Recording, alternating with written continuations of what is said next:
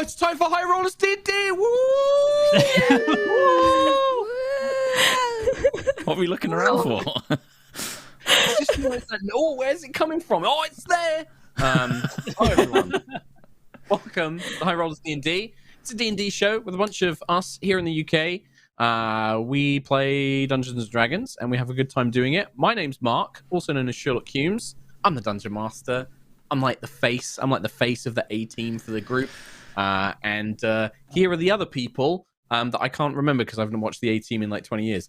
We got Rhiannon, we got Tom, we got Katie, we got Trot, and we've got Kim as well. Look, you can see everyone's smiling faces. We're all friends, and we're having a good time. Kim's trapped in a box. A glass case of emotions is where Kim is.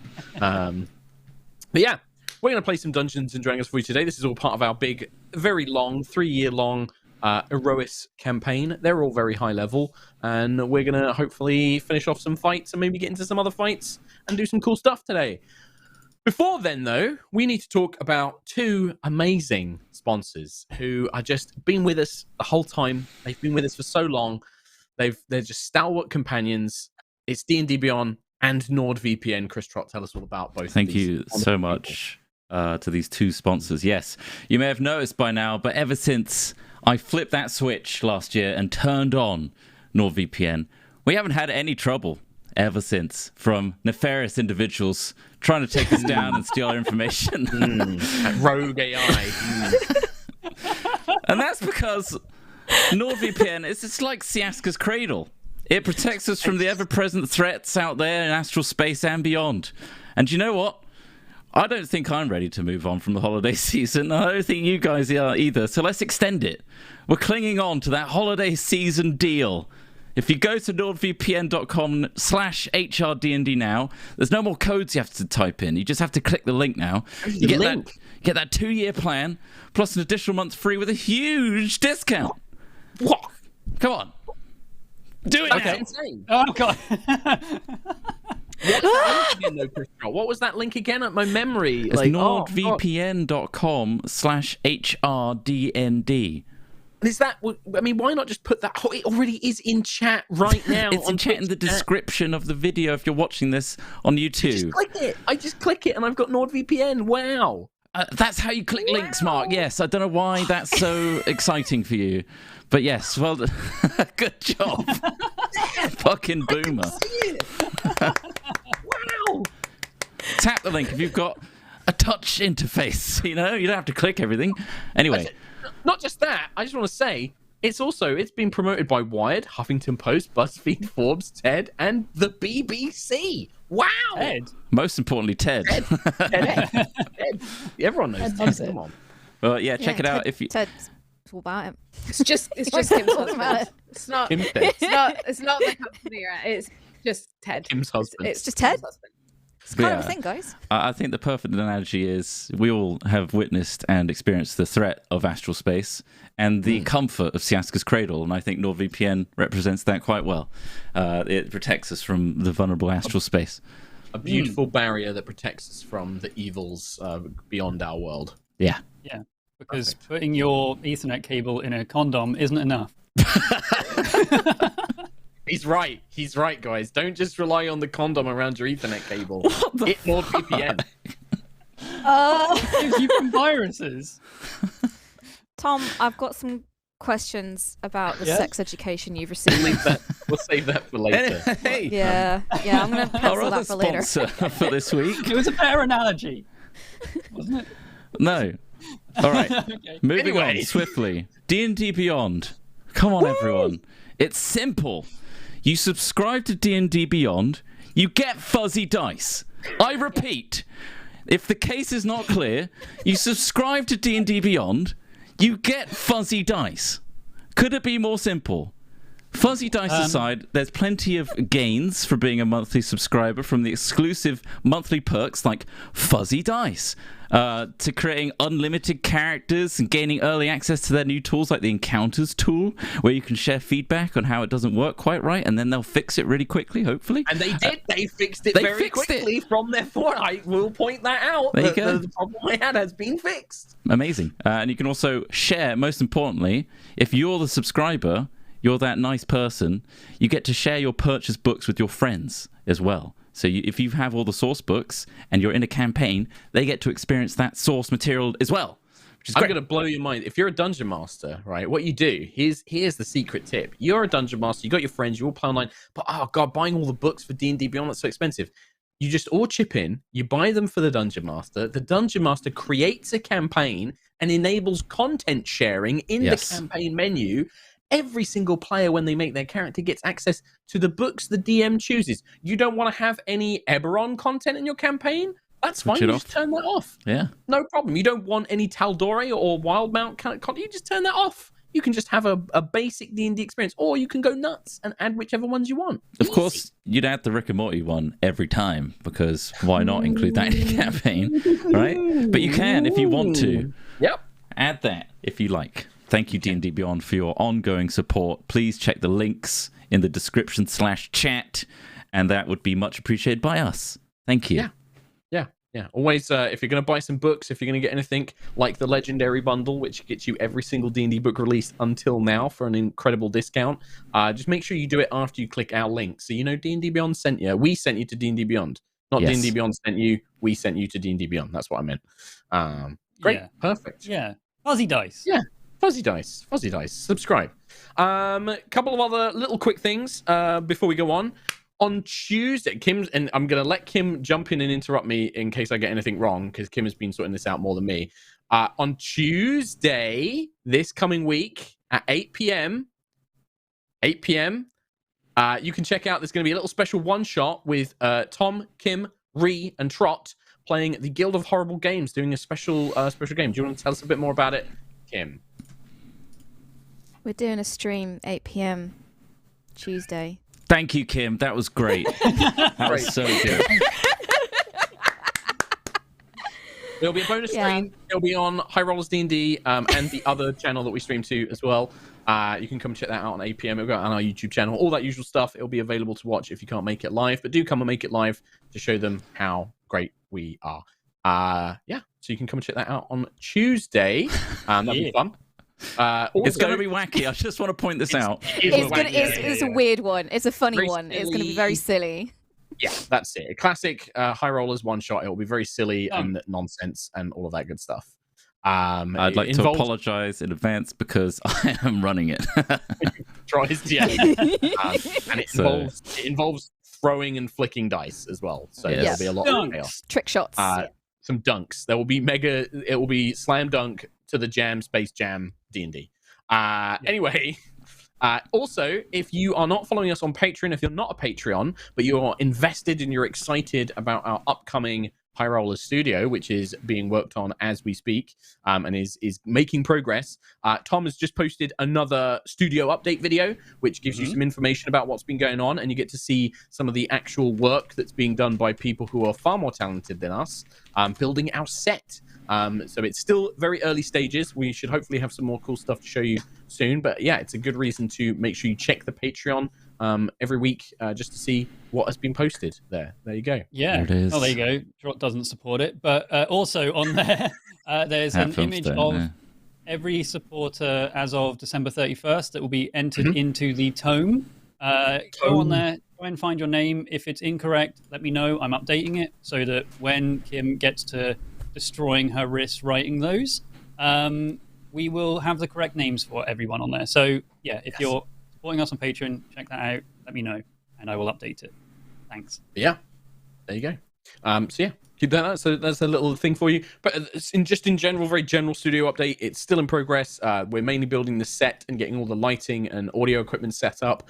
I would not expect to see us in the studio before the end of January, but obviously we will keep you posted and let you know. We will make a big deal out of when the first stream in the studio is going to be. So if you're coming every Sunday and you're like, are they going to be in the studio? The answer is probably no. We will let you know, and we will make a big song and dance out of it when that's going to be the case. So do not expect. Yes. Things take time, lots and lots of time. But stock issues. That's to make it awesome. Yeah, pandemic Global delivery times, man. Oh man, yeah. Global shipping and stock issues have definitely caused some problems, but we'll be fine. It'll be all right. Thanks, Obama. Thanks, Joe Biden. Biden. That's it. Very and Joe Biden. If there's some stuff going around on Twitch as well. Why watch copyrighted shows on Twitch when there's so many hours of High Rollers D&D on our YouTube channel that you can go and watch? You can watch the whole of Aerois. It would take you years of streaming. So much free content up there. It's so much. Wait, are you allowing other streamers to stream our content? Tom, I've not said I'm not allowing anything. I'm just saying that there are hundreds of hours of amazing D&D content on the High Rollers D&D YouTube channel. That's what I'm saying. And we all know the song, don't we? DCMA. The MCA. The MCA. Shit. With that, I know another great song, and that's Dun Duns, and we're going to play that now. What?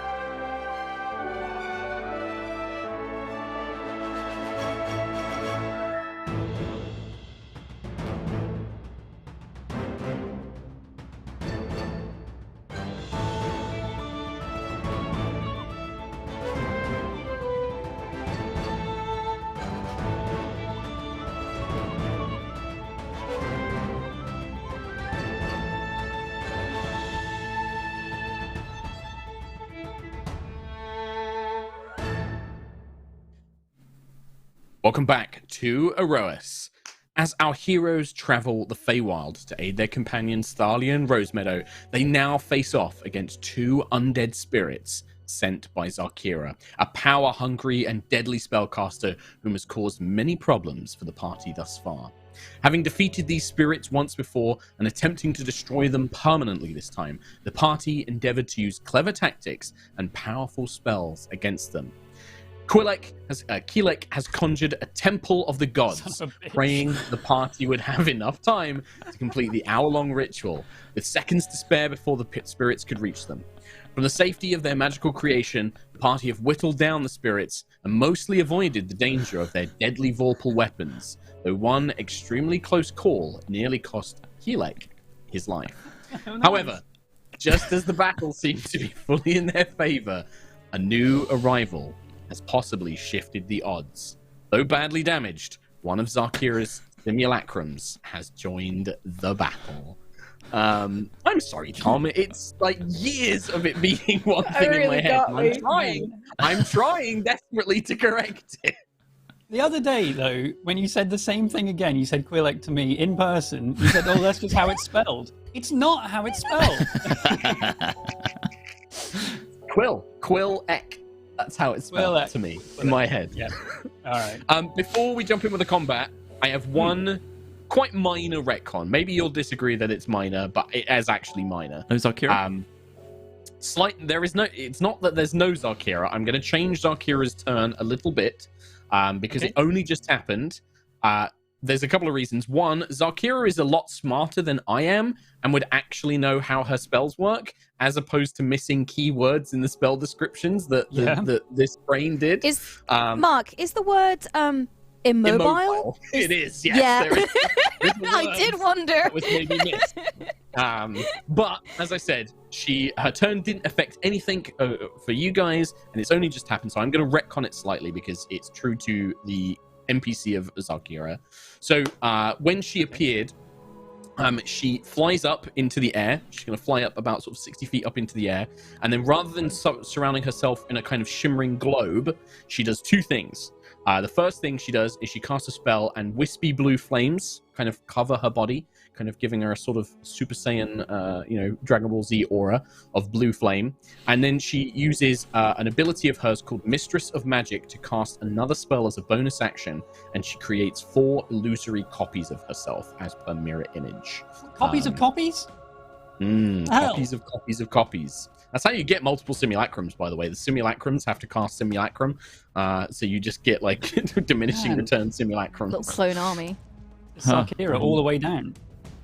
So yeah, that's just a little clarification, a little retcon of her turn. She flies up in the air, and then she casts these 2 defensive spells on herself, rather than Globe of Invulnerability, which is immobile, and maybe Mark didn't realize. We'll allow it. So she is you absolutely will allow it, yes. I've decided that you will allow it. Yes, other me than too. 60 feet up, she's 100 foot away from the temple. Okay. Yes. Cool. Yeah, and she flies 60 feet up in the air. And this area isn't as dense with the woods. We kind of discussed this before. There are these kind of like open pathways. So you can see her. She can see the entrance to the temple. You can see her from the entrance to the temple as she is now up above. There's no blocking line of sight. And that's it. And then we're going to jump straight in with Nova Vija, because it was Zalkira's turn, and then we ended the episode after that with her dramatic sort of appearance. And we jump straight in with Nova in combat. Following Nova will be the Longsword Rider and the Nightmare, which has just reappeared. Then we have Sentry and Ayla. So if you guys want to think about what you want to do on your turn. Unless everything changes right now with Nova's turn. Quillek can sit back. Yeah, I'm not going outside. You've got some time. You guys are at the very end of the initiative, so you've got a bit of time. But Nova So Vija. Mark, I had a little think about what I was going to do.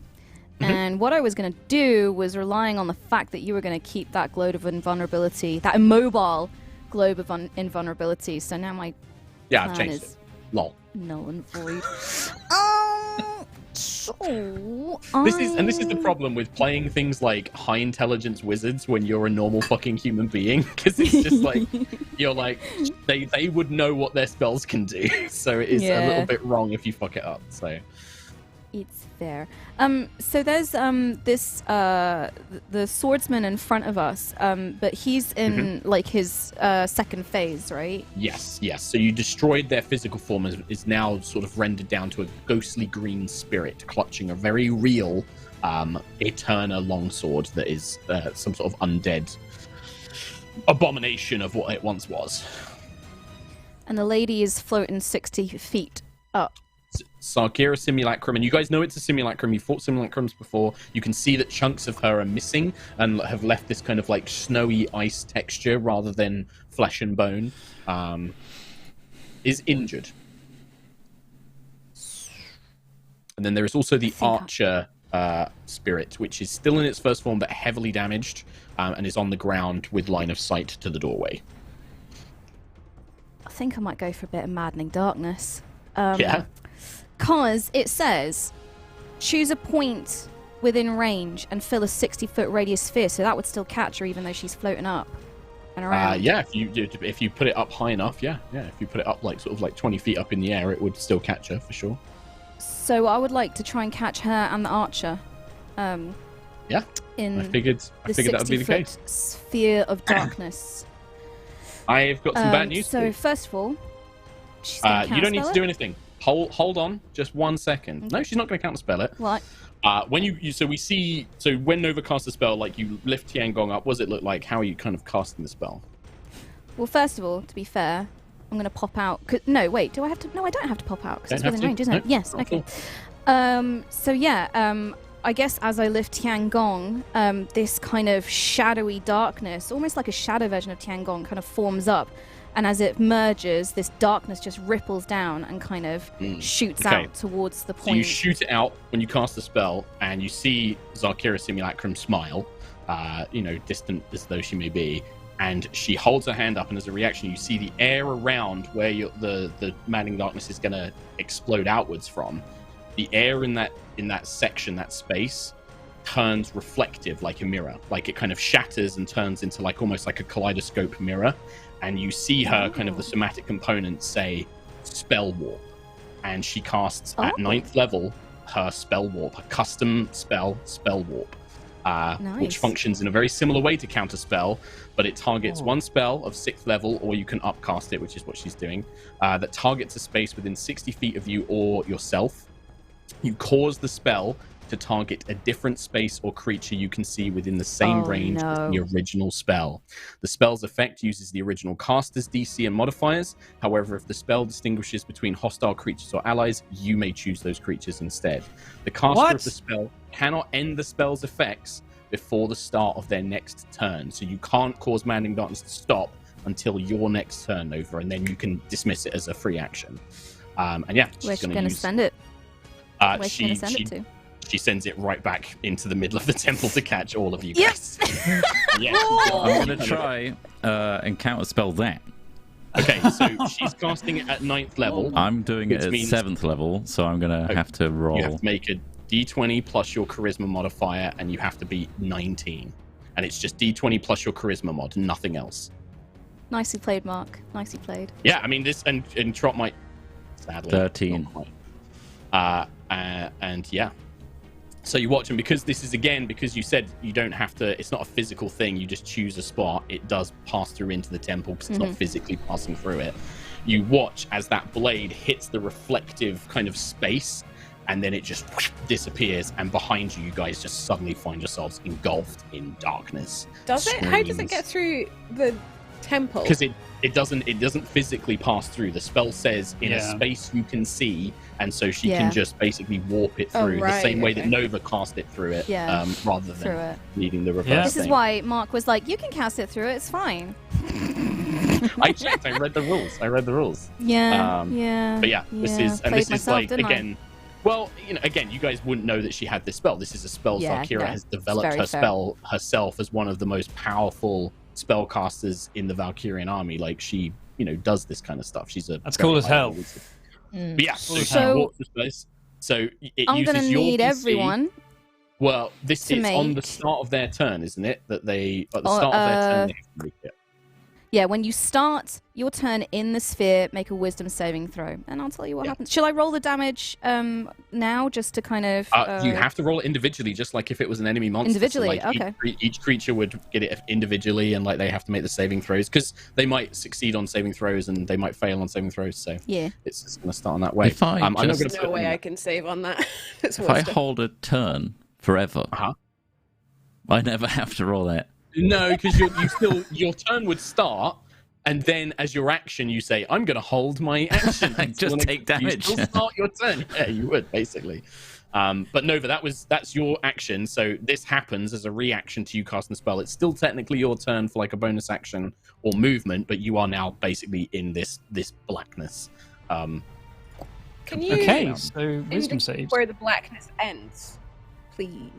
Well, yeah, it would basically it would fill the temple. It's going to basically go. But I mean, outwards, like towards the rider. Or does it stop at the wall? It stops at the wall of the thing. Yeah, she basically targets it, so it starts further back in the temple, and then it expands to basically. We got fart bombs. It's a 60-foot radius, so it basically fills pretty much the space of the temple. Yeah. Even worse, the farts screaming. It's a screaming. Mine always do. Yeah, mine. Yeah. Mine do after jalapeno burgers. Can I try? So nothing I do will stop this. Like, if I get hit, because it's concentration. So if I get hit or take damage, if you want to just like stab yourself to break the concentration, you just can't voluntarily end the spell before your next turn. But yeah, if your concentration breaks, absolutely. Like, but I would say you would have to literally like damage yourself to try and cause yourself to forget the spell. But it's like that's part of the spell warp, is that like your mind is locked into concentrating on it until the start of your next turn. So could I use a bonus action to hurt myself? Because that's an action. If you have a bonus action that lets you do that, yeah. Bonus action. Otherwise, in action, it's normally an action to make an attack. So. Yeah, I don't think I can. Or you could say like, Ayla hit me, but again, like you're all blind while you're in this space as well.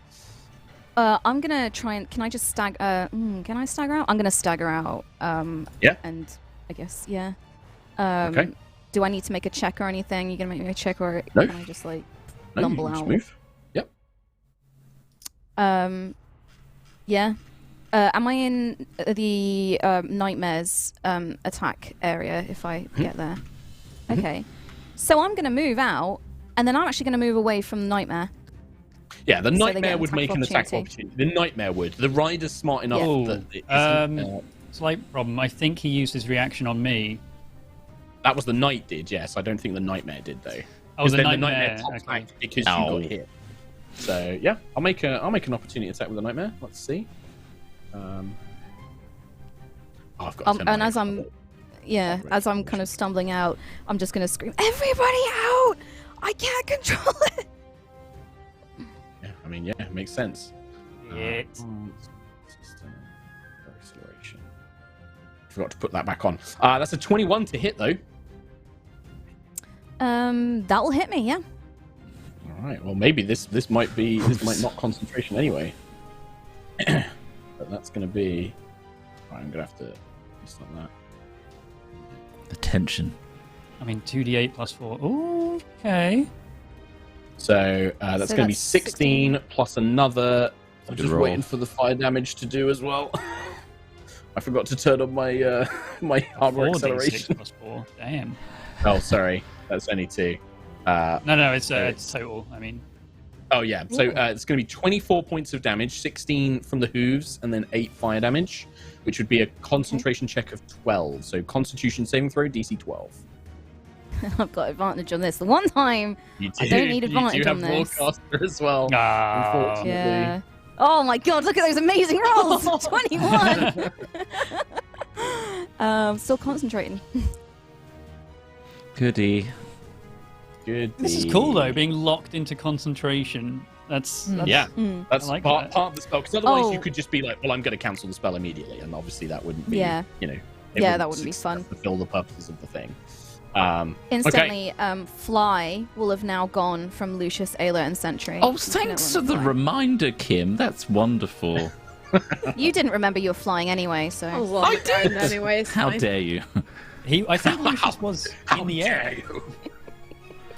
No, Lucius yeah. is in the temple now. I'm in the temple. Yeah, I he flew in and out. did fly out and then he flew back in, I think. But Yep. we can Yeah. we can say that he flew and landed on the ground. Right, that's the end of your turn, Nova Vija. Yeah, that's all I got in it. You're outside though. I am outside. Shoot me, Daddy! Wait, no. Well, the first thing that will happen is the rider will spend half of his movement to remount the nightmare, and then That sucks. 5, 10, 15. Oh, he's fallen off. Actually, no. He has to wait for the nightmares go anyway. So yeah, he will just remount the nightmare. He's not in range to make any attacks against anybody. So that will. Oh, he does have a fiery skull attack, which he good. won't use against Nova because Sarkira's told him not to. But he doesn't really have any other targets. He will ready in action, and then the nightmare will go ethereal and move. Sentry. Start of your turn. Nova, please tell Sentry what saving throw she needs to make. Wisdom, my love. With saving DC throw, no 18. problemo. Okay. Rock and roll. Ooh, 30 total. What? Yeah, I think Half damage. mine may. There is still a half Damagios though, so. I half that again because of my my It's a spell. aura of warding. Cool. So. So 27 half and would then- be 10, 13. Halved again is 6. You take 6 psychic damage from the Maddening Darkness. Nice. And I think Sentry's aura is actually going to give that to pretty much everybody. So everybody's going to be halving Yeah. this spell anyway. So, Yay. all right, Sentry, you'll go. So Phil's just had his neck slashed, so Sentry's gonna go over to Quill, and give him. Okay, keep in mind you are blinded currently. You can't see anything. You can sort of like try and make your way over to Quill, but Quill around with Yeah. my handies. just if the ability says you need to see Quill, it doesn't work. If it's like a spell or if it's I don't know if Just lay on says hands touch, required. Yeah. But yeah, in that case it's fine. Yeah, if you just need to touch, that's no problem. I'll give Quill 40 lay on hands points. Nice. 40 points. That's not a spell, is it? Lay on hands? No, it's just a feature that I have. Okay, cool. 40, did you say? Yeah. What happens if that puts me over max? It doesn't do anything. You glow. You go up to your maximum hit points. You feel really nice. I didn't know if that meant feels that great. she recovers some of those points back or something. Well, Sentry can choose. So, like, if you say, actually, just give me 37 hit points, then you can just say that, and then, yeah, Sentry just spends that amount. 522, 27 points. Spend that instead. 27, okay. Yeah, I have no problem with that meta knowledge of, like, Sentry would be able to tell as she's healing you, like, okay, he's full. I'm not going to spend any more. Because otherwise... I think in her panic, she just, like, blasts you, just like, Yeah. I mean, I guess it's up to you, Rhiannon. Yeah, like if you want to just be like, no, I'm going to spend 40 because that's how my character would do it. You can do that. That would be totally fine. But if you want to be more tactical, I'll do the 20. I don't mind. Yeah. Cool. Save what lay on hands you have for sure. I think I'm gonna need. Yeah, that's done. Also, I have a question. Yes. About Starbreaker. So it says that Starbreaker has the ability to break or pierce through magical barriers and defenses. So could I, in theory, be inside the temple and thrust out with Starbreaker and let Starbreaker pierce through the wall without going that out? ability of Starbreakers would destroy the temples. The idea is that it destroys those barriers. It's not just it passes through them, but it actually sort of breaks them. So it's a good way of, like, if a spellcaster has like a wall of force protecting them, you can use Starbreaker to break the wall of force, for example. Okay, so I won't do that. Okay. Oh, good. Incredible. Okay, and then I'll take Nova's advice and start making my way out of the temple. I'll just step 5 feet out. I'll go here, so I'm still in range of everybody else. Okay. And yeah, that'll be my turn. Okay. At the end of your turn, Sentry, the hunter, who has a very clear line of sight to you on that doorway, is going to take a shot at you. And I'm just going to use their normal attack and their legendary action. So one attack against Sentry. So I forgot to put my... So it's just being a bit slow for me. That's going to be a 23 to hit. Yeah, that'll hit. Okay, so no Vorpal effect or Harp Piercer effect, but it's going to be some damage. Okay. I think that's going to be 10 plus another 2d10 necrotic. Okay, I need to roll concentration for banishment. Okay, just give me a second, we'll get the total damage. No worries. If I turned it back on, it's been quite... Oh, well, it's fine. That's going to be 26 total damage, so 10 physical and 16 necrotic. And that will make the concentration check 20, and we hit 13. I've done this last. 18. Banishment is still up. Nice. Saves are so high. Oh my god. I got a high con. We then go to Ayla's turn. That's a what saving throw? Wisdom saving throw, Nova? Oh, she gonna fail.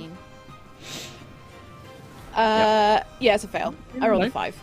You get a plus. You get a plus. No, I rolled a 5 and I have no... It's a fail. Yeah. But you are going to take But I'm half next damage to anyway Sentry. because Sentry's aura, yes. So 31 points of damage. 15. Nice and tidy 15 points of damage. Okay, I'm going to step out and I want to use this tree as cover against the The archer. archer. And can I hold my action to attack anyone any enemies that come within my area, please?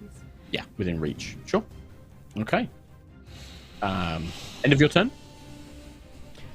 Yeah, I can't do much else currently.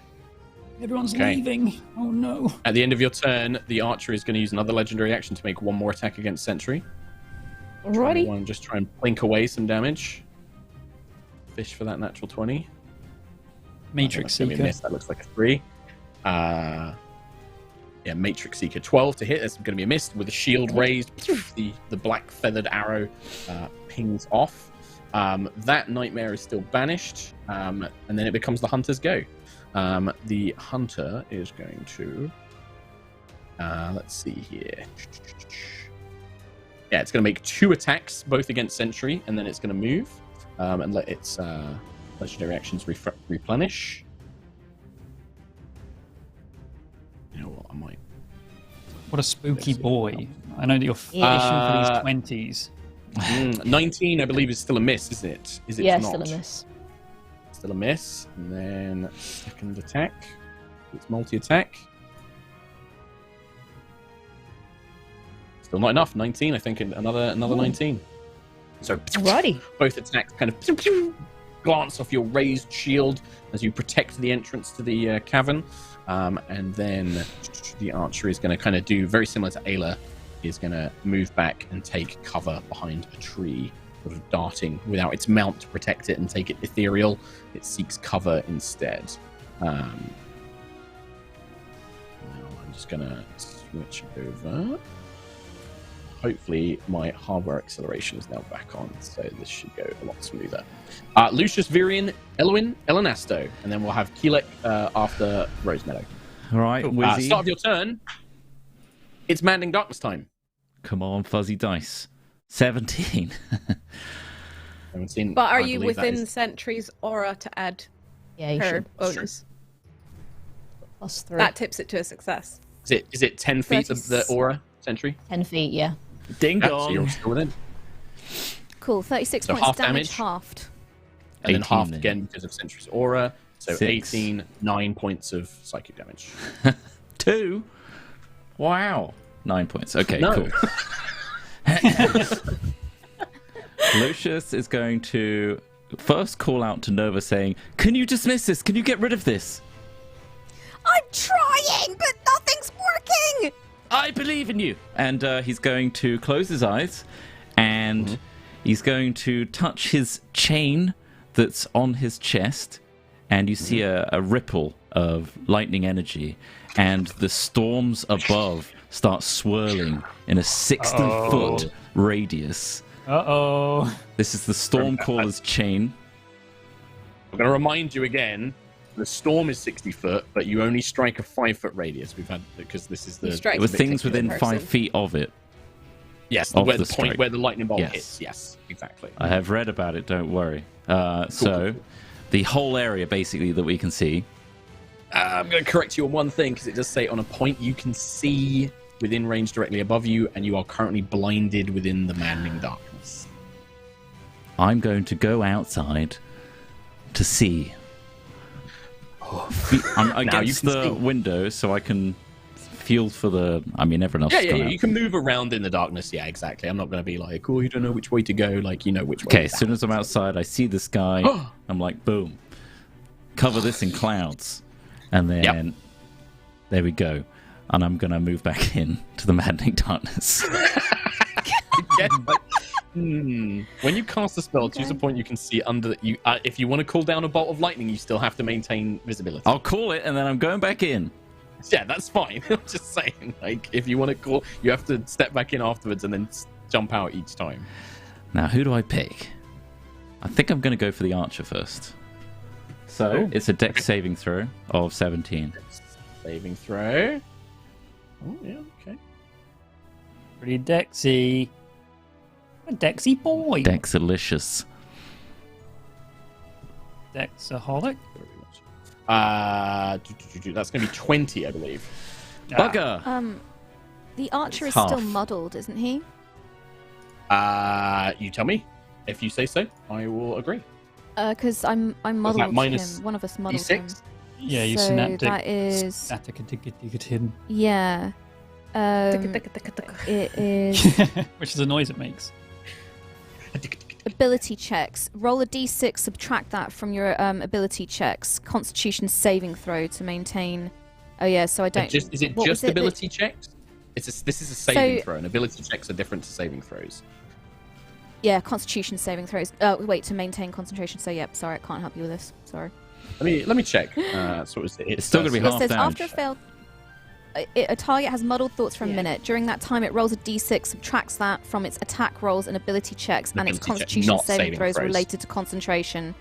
And you can make Also, an should have intelligence been saving doing throw at that the with end of your sentry turn. attacks, I guess. Uh, Whenever Yeah, the I archer mean, they all attacks, missed it's anyway. minus- Yeah, they all missed anyway, but yeah, it's very true. But okay, so just do the damage trot, and it's going to be half damage. Come on, fuzzy dice. 36 points, what? halved. Wow. 19. So 15, 19, yeah. 19 points of damage. This blast of lightning strikes down, kind of scorching the tree as it connects. He runs back in. And you dive back into the Maddening Darkness. Maddening Darkness is only on when a creature starts its turn in there, right? Hell yeah. It's not when it enters. Yeah, yes, okay, Yes. nice. Okay, Rose Meadow now has to make, what is it, a wisdom saving throw? Mm-hmm. She's actually pretty good at wisdom saving throws. Intelligence saving throws, she's not very good at. But that's going to be a pretty bad roll. That's going to be 16. +3. 19. 19. So 19.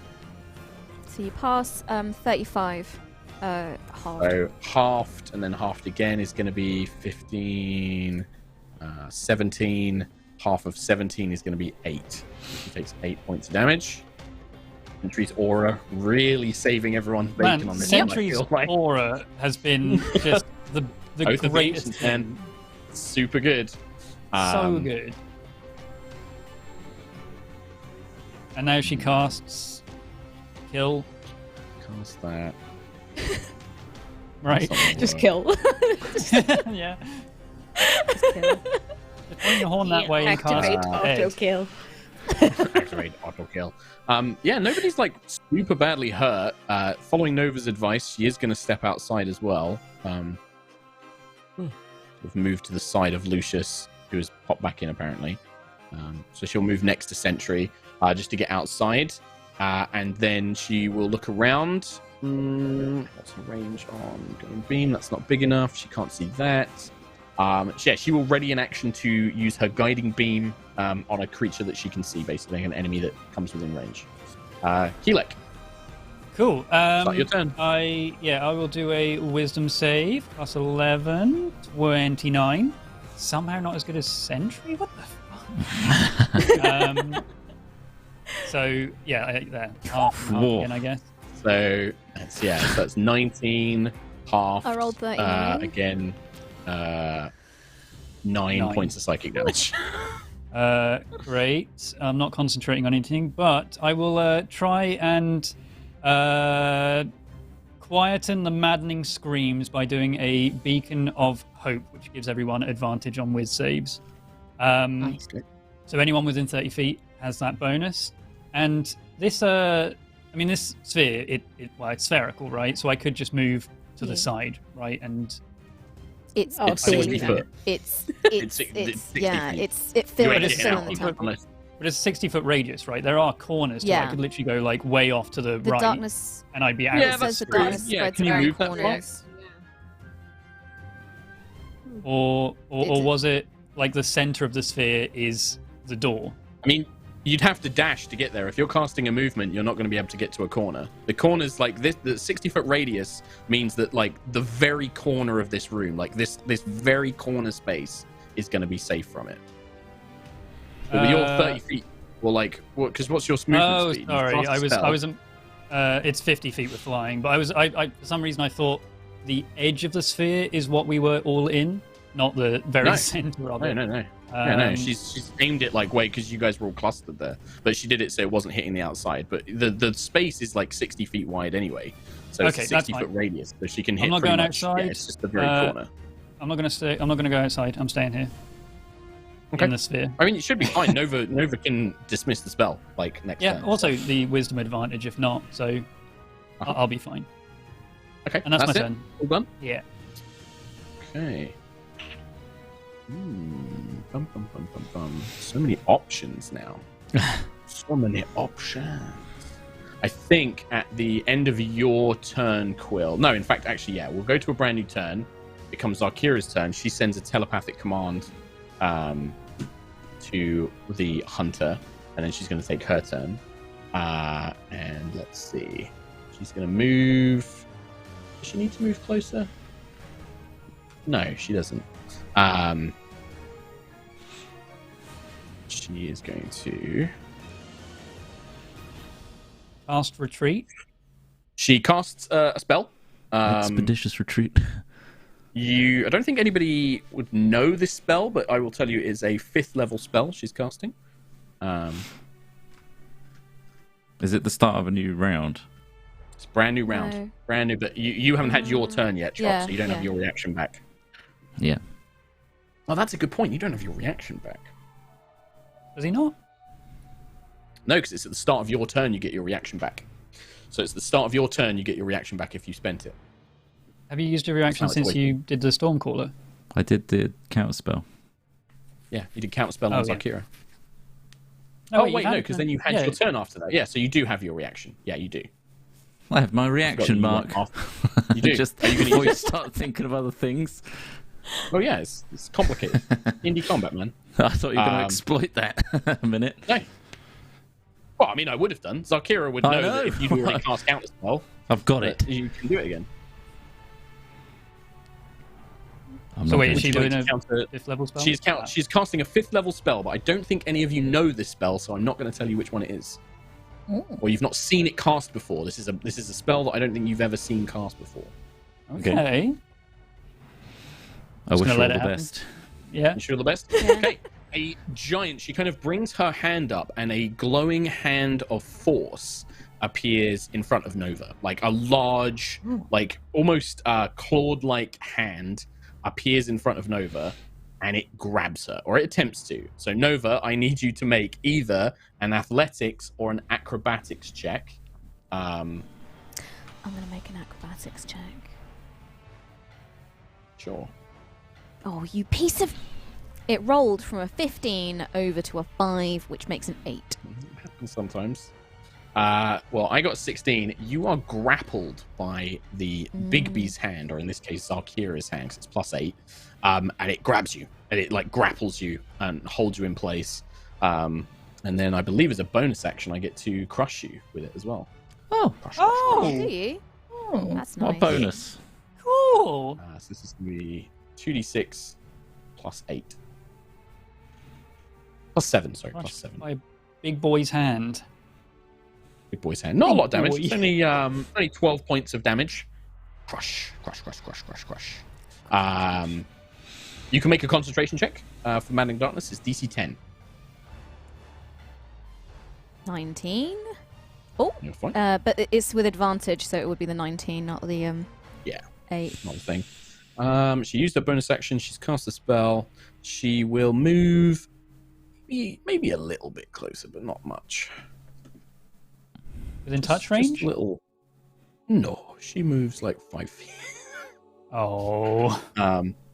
Yeah, she's just like reaching out, and you can see that when she closed her hand, the giant hand of force also closed. Yeah, that's what she does, and she's just smiling. She's just having a whale of a time. Nova Vija, is the start of your turn. You do. Options. What shall I do? I'm gonna dismiss Maddening Darkness. Okay, good.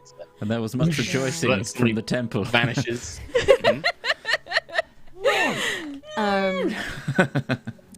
So yeah, that's getting dismissed, but I am getting a little squeezed. Squeezed. I'm It's squeezed. Can I cast stuff? Hold on. Grappled. You can cast I stuff. can Your cast speed is 0. Yes. Okay. You cannot move. Could I cast and if Misty you wish Step, to escape, it's an action. You can. Yeah. which is a bonus action for me, using because of reasons. Fey touched. Well, it is a so- bonus action anyway. It's a bonus action. spell. Yeah, and it is a bonus action.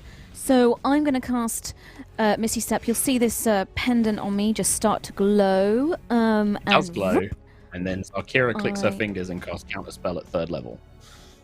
she's like 30. She's out of range, isn't she? That's true, actually. Yeah, it's 60 feet range. Fuck, I always so forget the range. Oh, Sucks, doesn't it? I always forget it's 60 feet range. You know, it's good. 60 feet Yeah. range. She doesn't do that. Eat shit, Doesn't Zarkers. Oh god, never taunt with that. Never taunt. I'm not leaving the temple. The temple will leave you. The temple will leave you. Yeah, exactly. I reappear in the tree line further away from the temple.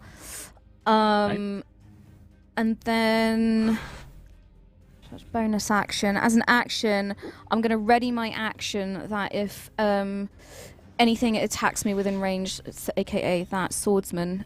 Is this swordsman dead? But no, he zipped into. He got back on his Ethereal. steed and he Ethereal. etherealed. Yes. Yeah. He disappeared.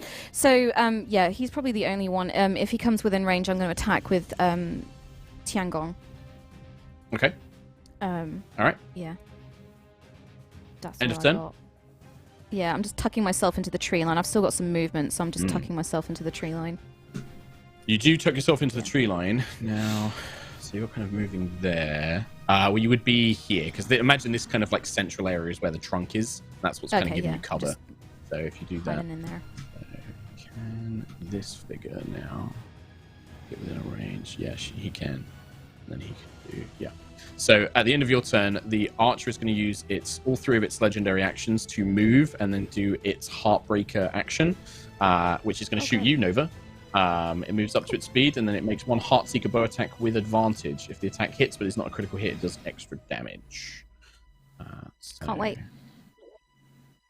This is weird. Ooh, is it going to land? That's a 4. That's not very good, but it is with advantage.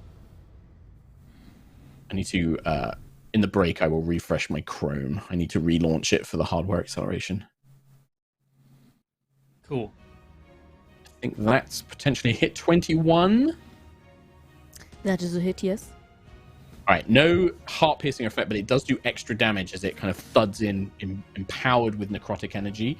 And this is going to be 1d8 plus 5, and then 2d10, and then another 68.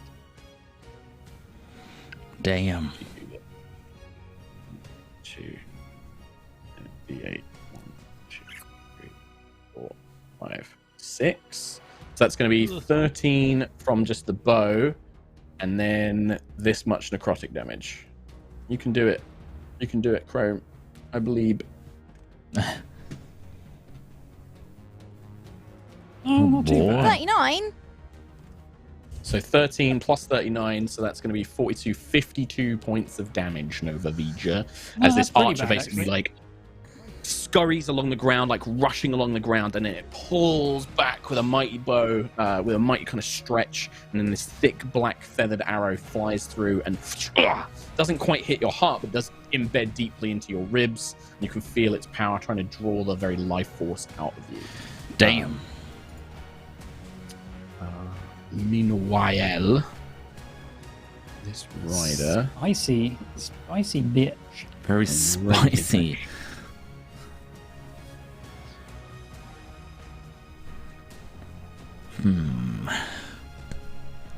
What's going on now? Okay, where's this sword dude? He's The ethereal. sword dude man. went into the He's ethereal plane. He's on It's a okay adventure. because I've got some news for you. They pop out of existence. Nova, you get to make an attack because you did say you readied an action. And then the Yeah. rider also makes an attack because he readied an action. Okay. So attack with Tiangong, and that is 27 to hit. That's a hit. Oh, Spectral yuck! rider. It rolled onto a 1. So 8 points of Tiangong. 8 points of damage. 8. Oh, wait, 8. 9, 10, 11, 12, 13, because he has Hexblade's Curse on him. So 13. How much extra damage do you like? 'Cause I already dealt the 5. first bit of damage. An extra 5. 5. Cool. So you swipe out. Your kind of blades clash because as he reappears into the material plane, you slash out and he slashes down with his readied action as well. And this is with his So ready. sword. We're very everyone- ready. Ooh, no, it's okay. Oh my god. dice is like my dice is in slow mo, so it was like 20. 19 to hit That will Nova. hit, but I'm going to use Armor of Hexes. So on a hit, I can roll a d6. And on a 4 or higher, it doesn't hit me. It rolled a 2, so yep, you'll hit me. It does hit. It's no like crazy extra damage on this one. It's going to be 1d8 plus 5 and then 2d10. So that's going to be 11. And then you can do it. Come on. I believe.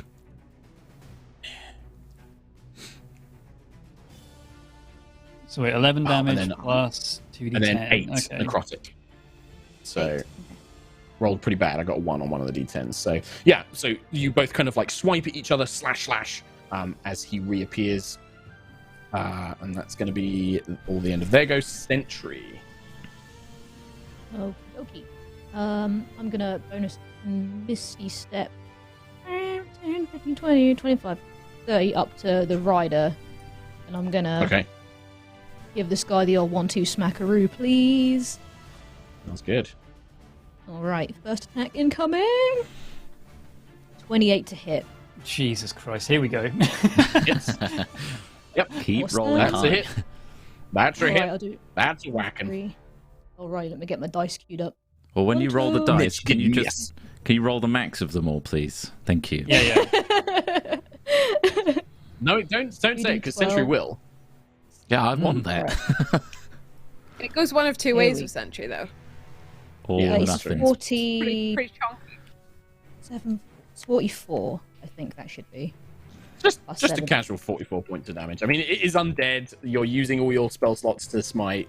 It is this is what paladins do. The Starbreaker, the energy of Starbreaker like rips through, kind of dispersing a chunk of this ghostly spirit. You can see like a section of its torso just sort of evaporates, half of its midsection, leaving it in a very vulnerable looking state. Still there, but vulnerable. Another, please. One more. 24 to hit for that one. Yeah. 24 hit. I think I might play a paladin for my next campaign. You know? I think I might play a paladin. I think Well, it's one to play a paladin. Also, I might, not give out such crazy powerful magical relics in the future as well. 29, so this will be Lessons 36. I did a level 2 Divine Smite for this With one. that, 36. We watch as Starbreaker charges through, and as you can see, the Hunter is readying their legendary action to swipe, another time at Nova. But Sentry comes charging in from behind. Whoosh, the lance, the tip of the green glowing lance pierces through its chest. The spirit evaporates, and a black longsword clatters to the ground. As it does, the ghostly steed also vanishes. Didn't even charge in. You just teleported behind him. Nothing personnel, kid. Nothing personnel, kid. This was after phase 2 of Spirit, right? Yeah, that one been is phase gone. 2. Yeah, that one. The other archer hasn't gone into its second form yet. So, but the rider, the longsword rider has. A little bit of that green energy as well just kind of goes into Nova, and she heals for 21 points. Nice. Nice. Nice. Can I get... I've Tasty. got my movement left. Can I... Yeah, I can't get round that hand, can I? 5, 10, 15... You can move through the hand, but it's difficult terrain because it counts as an hostile creature. 5, 10, 15, 20... Yeah, I can't quite get back to the temple, so I'll move 5, 10, 15, 20... I'll move about here, so I'm close enough. Okay. The wall. Oh! Shuffling against the wall. Ah, get back. Yeah, that's my problem. Also, Kim, I'm going to remind you, these aren't humanoids. They're technically undead. No, it's the other one. Master of Hexes. When the creature cursed by your curse dies, you can apply the curse to a different creature you see within 30 foot of you. But 30 feet this is 35, boy isn't it? is 35 Yeah, he's 35 feet. No! From That's here. so annoying. What about that? Can I What go about the from Can't hat? go here? through the space next to you. That's not how it works. No. Can you Ayla, put it on we the come hand? to. Hello. You could put it on the hand. The hand is technically a creature. It doesn't have an initiative, but it does have hit points and an AC and things like that. So If want you to put it on allow the it, hand? I'll do it. Sure. I'll do Sure. it. Yeah. I mean, it would make sense because it will help with things like grappling, because you can use the armor of hexes, right, to reduce its attack rolls and ability checks. So yeah, I'd definitely say you can put it on the hand. Yeah. Cool. It says a creature, so. So I just had a vision of the future where there is a real hand on a real table, and you just put that little ring on it or whatever to signify it's got the hex, and then the PTZ camera is all zoomed in. It's gonna be so Wait, hang on. Are we hiring someone just to put their hand through the board when people cast a big attack? Yeah, cousin it. Crush. No, I think the idea is that we would have a mini Tom. Oh, right. Okay. Anyway. Katie, Naylor. Fuck's sake. Hello. Smack, Charge, Archer, smash. please. Yep. I would like to hit him quite hard. 16 plus 14 to hit. 30? Yes, hits. 21 damage on the hammer and 4 lightning on the first one. You watch as the spirit physical form is dissipated. The hammer crushes it, and you watch as its body breaks under the weight of the hammer, the lightning kind of coursing through its body, and then you watch as the green spectral form whoop, erupts. Where the 3 hounds would appear, however, though, you do see Zarkira hold her hand out, and rather than the 3 hounds appearing, that energy is channeled back up into the simulacrum, almost like she's absorbing the energy used to create them. But yes, the rider does. Well, I hit it. I hit the green thing again. And then you hit the ghost again. Yeah. Please. That's a natural 20. Brutal critical time. This is gonna be bad. Here we go. This is gonna be bad. End it in one turn. Yep. So I get 3d10 because of brutal critical. So that's. Wait, I want to make sure I absolutely get this right. Yeah, so it's going to be 3d10, which you maximize is 30 base. Then you roll the 3d10, then you add your modifier. Jesus. So 30. And the lightning, Plus- is it a d6 of lightning damage as well? Yeah. 30. So that was max, so it's 36 plus another 3d10 and another d6. Hang on. Right. So I'm just rolling my d10s. 9, 10, 11, 16, 17. So Right. So 17 extra on my rolled ones. 47. So that's 47 plus another 6 for the d6, so 53. And then you roll another d6 for the lightning damage off the hammer. 3. 53. So 56, and then modifier. It will be plus 13 because I'm raging. Amazing. 69, nice. 69. 69. Right. Nice. This gun forms. Then also my aura hasn't gone off yet. Yeah, so I was going to say, because the spectre forms, the hammer comes down crackling with lightning and just rips probably its head off. It just dissipates the head of the spectre. I'm pretty sure I'm going to fail this dex save because I've only got +2 as well. Yep, 10. That's going to be a failure, so it's going to take the full lightning damage. It is resistant to lightning damage, though. 18 lightning damage. 18 lightning damage, 9. And then I should technically give it 3 hit points back because it was resistant to lightning damage as well. But yeah, you watch as the hammer brings down, and this nearly fully formed, uninjured spectre is now barely strung together by these wispy green motes of energy and lines. And you can see the bow is physical, this black long bow, all jagged and sort of twisted, alien looking shape, but physical in its hand. But yeah, that is its go. That's your brutal amounts of damage. End of your turn, is that? Yeah. Taylor? All right. The hunters go. And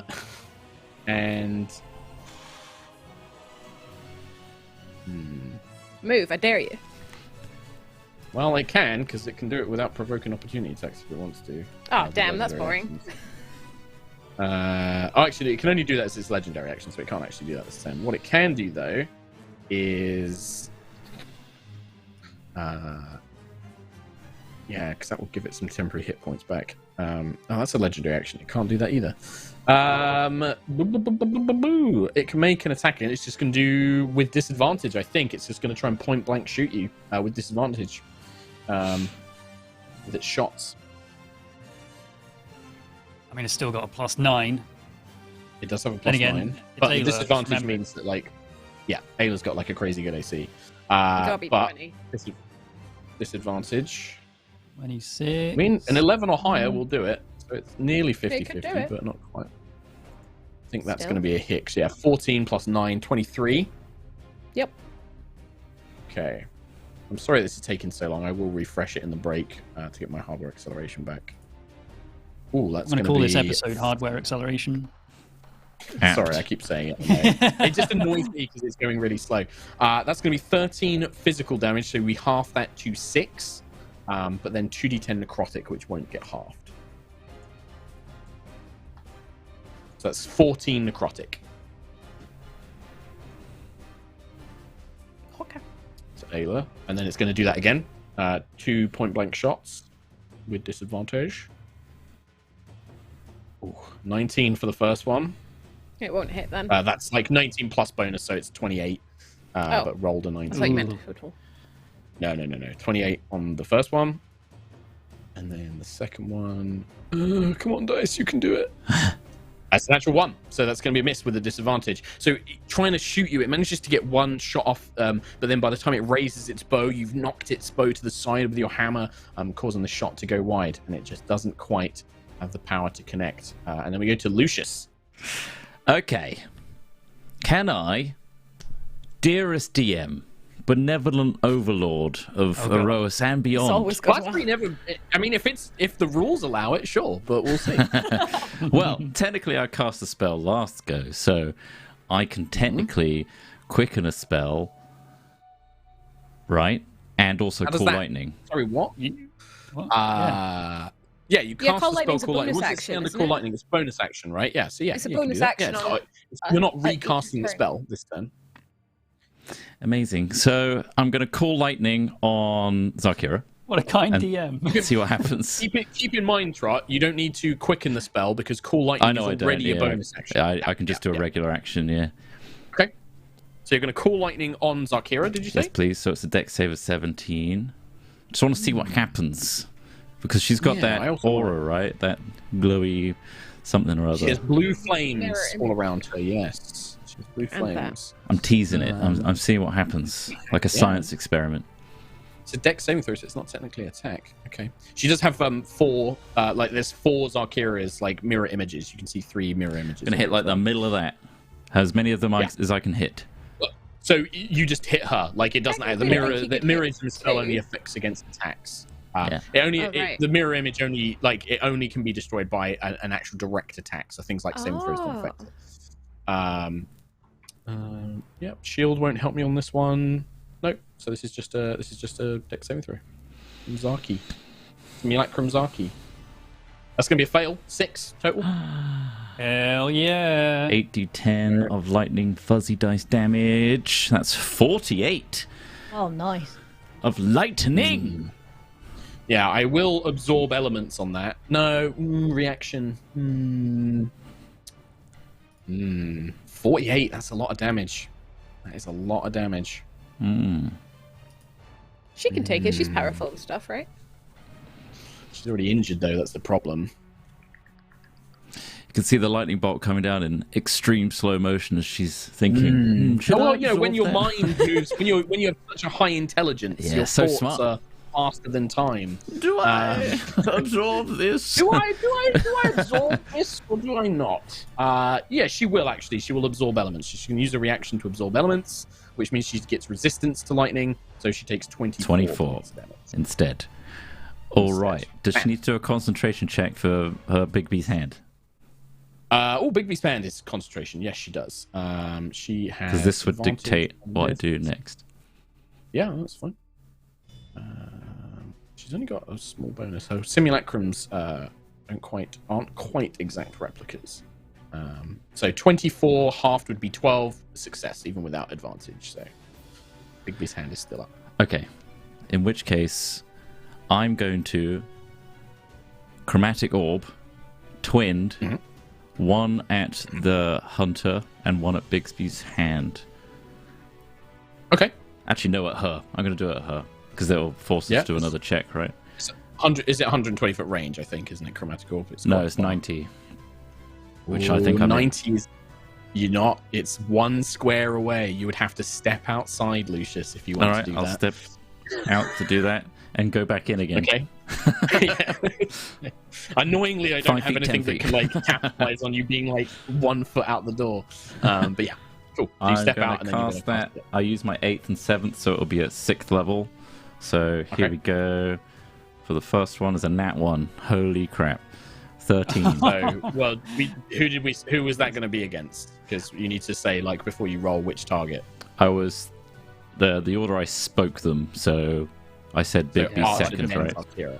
I'm going to so try Archer, you seeking miss. that one, so I'm going to spend 2 Sorcery points. sorcery points to re-roll that, and I have to take this Nice. roll. Yep. All my points. Here we go. Spend That's those a 26 that time. Ding dong. points. Gonna hit. All right, so gonna hit. 3d8. Guess you want me to roll damage right now. Ones or twos. So that's- It's the same. It's the same damage roll, but I think with Twin Spell I would allow I you did to that pick different first. elements if you want. Sorry, I did that that's fine. first. So Oh, you that did would be it, yeah. 6th, which would be... Well, just you. Yeah, just click on the 6th level damage, and then we'll just use. Just take that one? Okay. What benevolent DM? That's 33 points of acid 33 points. damage. The rider is. You watch as the acid of the orb completely engulfs the spiritual rider. The ghostly form dissipates, and the bow drops to the ground with a kind of the one ring in Lord of the Rings when it hits the ground and it doesn't bounce. The Yeah. bow does that. When it hits the ground, it just. For flavour, Lucius is strolling forward, like gently walking forward as he throws out one chromatic orb, and then the other just And then the other one flings towards out Zarkira. a little further to Zarkira Simulacrum. Cool. Are you doing acid damage or cold? It's acid. 25. Okay. 25 will hit. Yep. Ding dong. Nope. And you're not gonna do anything naughty? I can't. I use my reaction to absorb elements.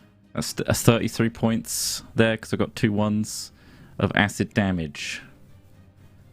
You watch as like the acid like catches one of her arms, and like huge chunks of her bicep and her forearm and her chest are now melting away, leaving that icy. Which one that did I made hit? From icy snow residue. Oh, that's a good point. Actually, mirror image, because this was actually an attack roll, wasn't it? Yeah, got where mirror 25. image would trigger. So I roll a d20. If I roll a 6 or higher, you hit a duplicate instead. Okay. Oh, sorry, not that. That. So if this is a 6 or higher, you just destroy a duplicate. Wow. What odds? On a- on a It D20. gets worse as more of them go. Yeah. So as more of the duplicates get destroyed. So yeah. So you do hit that. So how much was that? 33. Yeah. I'll heal her back up. So yeah, you watch as one of the duplicates is caught by this splash of acid and disappears with a flicker of magic. Does that affect her concentration? Hitting No, a dupe doesn't on hit mirror her. image. I'm going to dichromancy. But it does mean that there are only 2 duplicates remaining. Okay. So there's 3 in total that we can see. There was 3 duplicates in total. Yes. So there are now 3 Zarkiras. 3 figures left. One of which 3 is the real one. I'm going to dichromancy Bigby's hand right next to me and then step back in to the temple. Okay. Big, Yeah, okay. Bigby's hand has rough got a lot as of you were hit points, casting. but you've done 8 damage to it, sure. And It's then you actually- scamper back in. Yeah. 11 points, but All right. 11 points. Chat, remember he's got 11 points of damage to him. 'cause it's I haven't got dependent track on the of spell my hand. slot I do. Nice. Cool. That's my go. All right. And then you scurry back in. Hi, Quill. Hi. Okay. Nova, you're quite hurt, aren't you? This is Rose Meadow. And then she's deciding whether she needs Yes. to come and heal you. Yes. Yeah. Okay. Yes, I am. If it's an enemy, you're like, I'm not telling you that. If it's an ally, you're like, yeah, I'm yeah, come heal looking me. quite well, actually. I am absolutely hurt. Yes. Whatever she's doing, she gets max healing from because of Beacon of Hope. What's the range of Beacon of Hope? well, it's just on her. He cast it when I was just Yeah. outside of the temple, so I was okay, like you cast next it when to you were Bigby outside hand that, when he okay. cast it. Yeah. Okay. Rose Meadow does have to move ever so slightly. She has to move like 5 feet so that you're within range. The Are hand. there any other creatures who have taken damage? Quill, are you still hurt or are you at max now? I am. I'm like 9 away from max. Okay. And then Ayla, you just took some as well, didn't you? A little bit.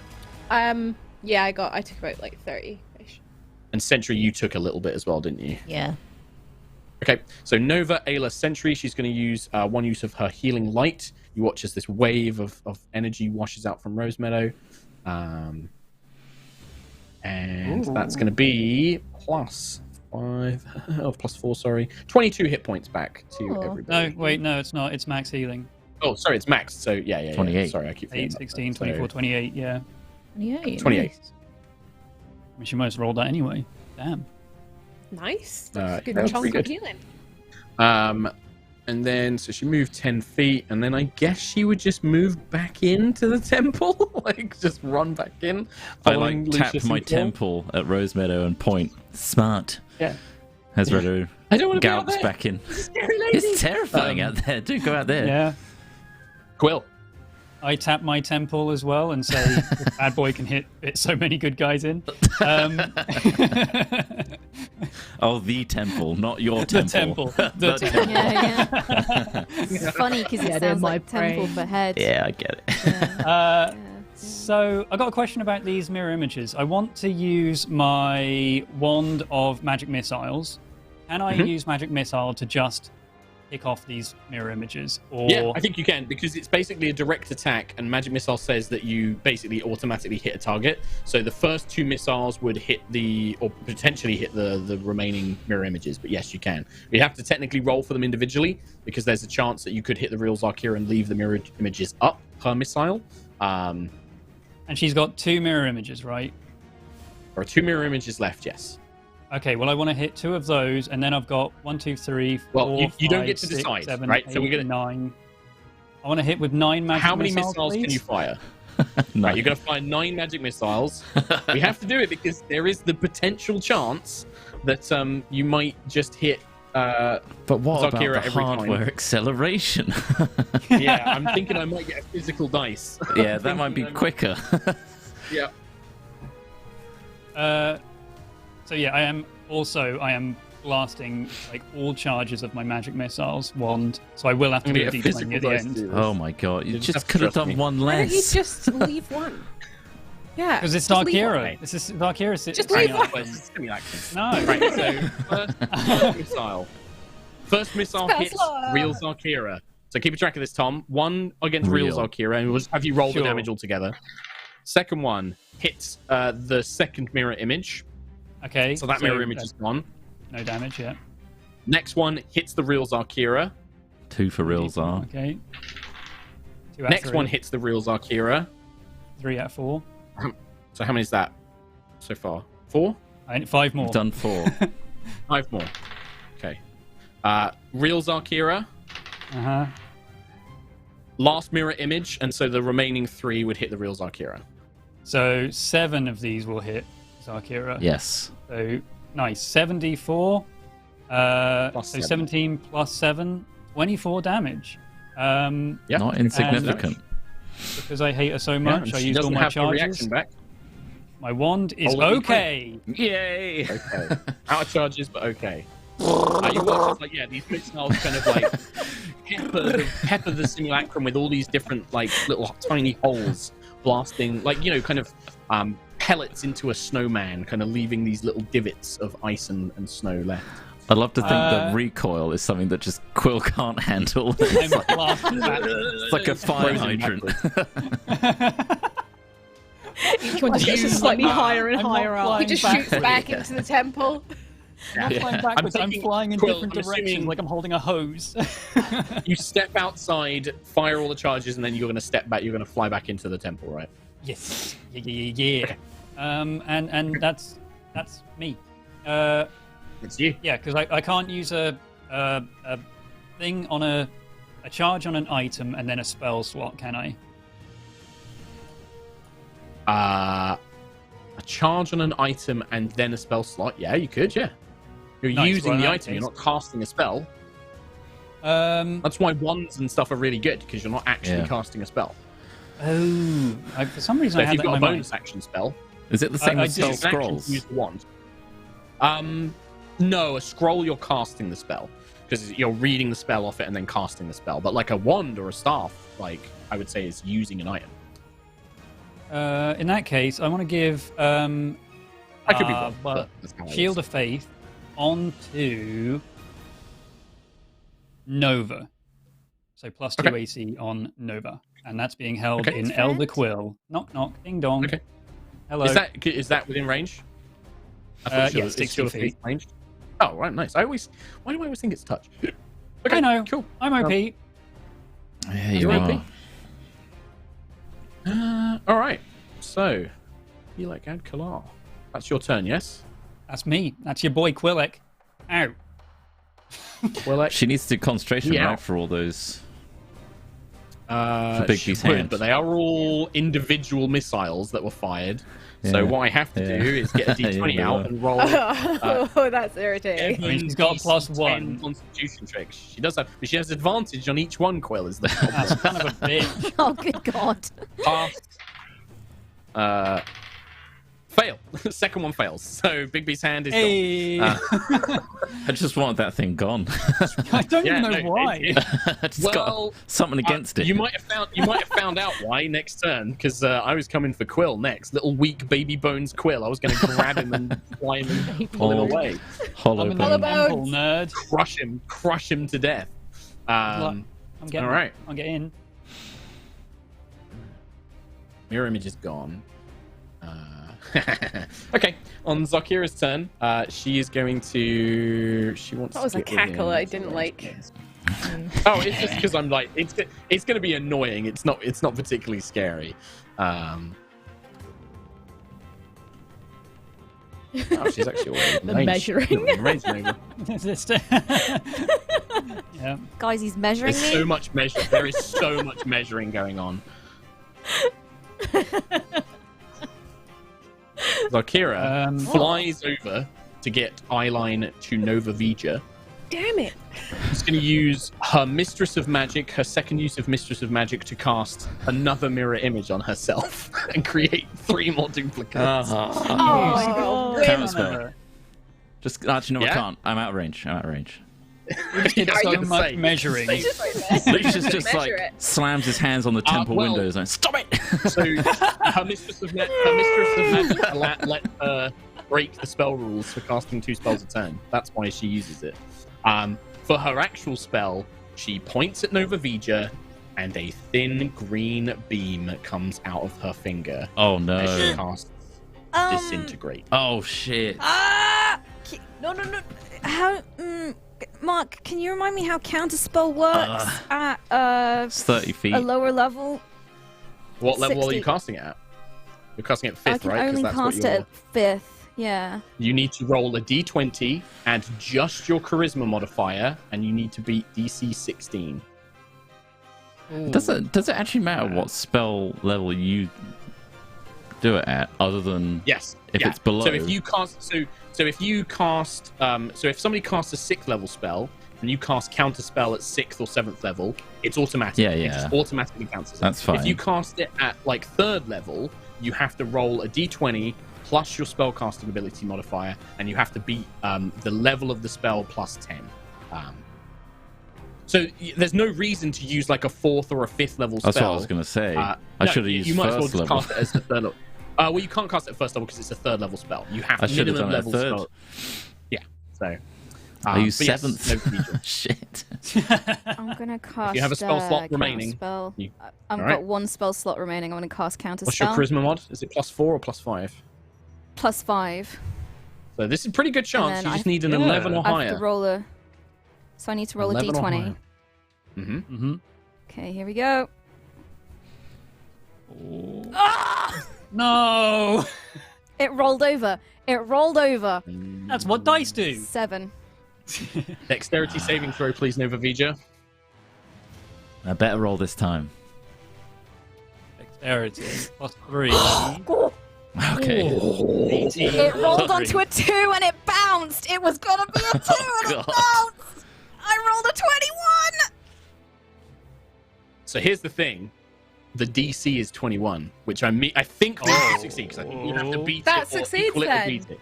Yeah, I'm Yeah. pretty sure that was the case. Same as yeah. AC? So, Yeah. Oh, So is this? I think this means it does 0 damage because I think the thing with disintegrate is it's not half damage on a save. Oh shit! Yeah, it's all or nothing.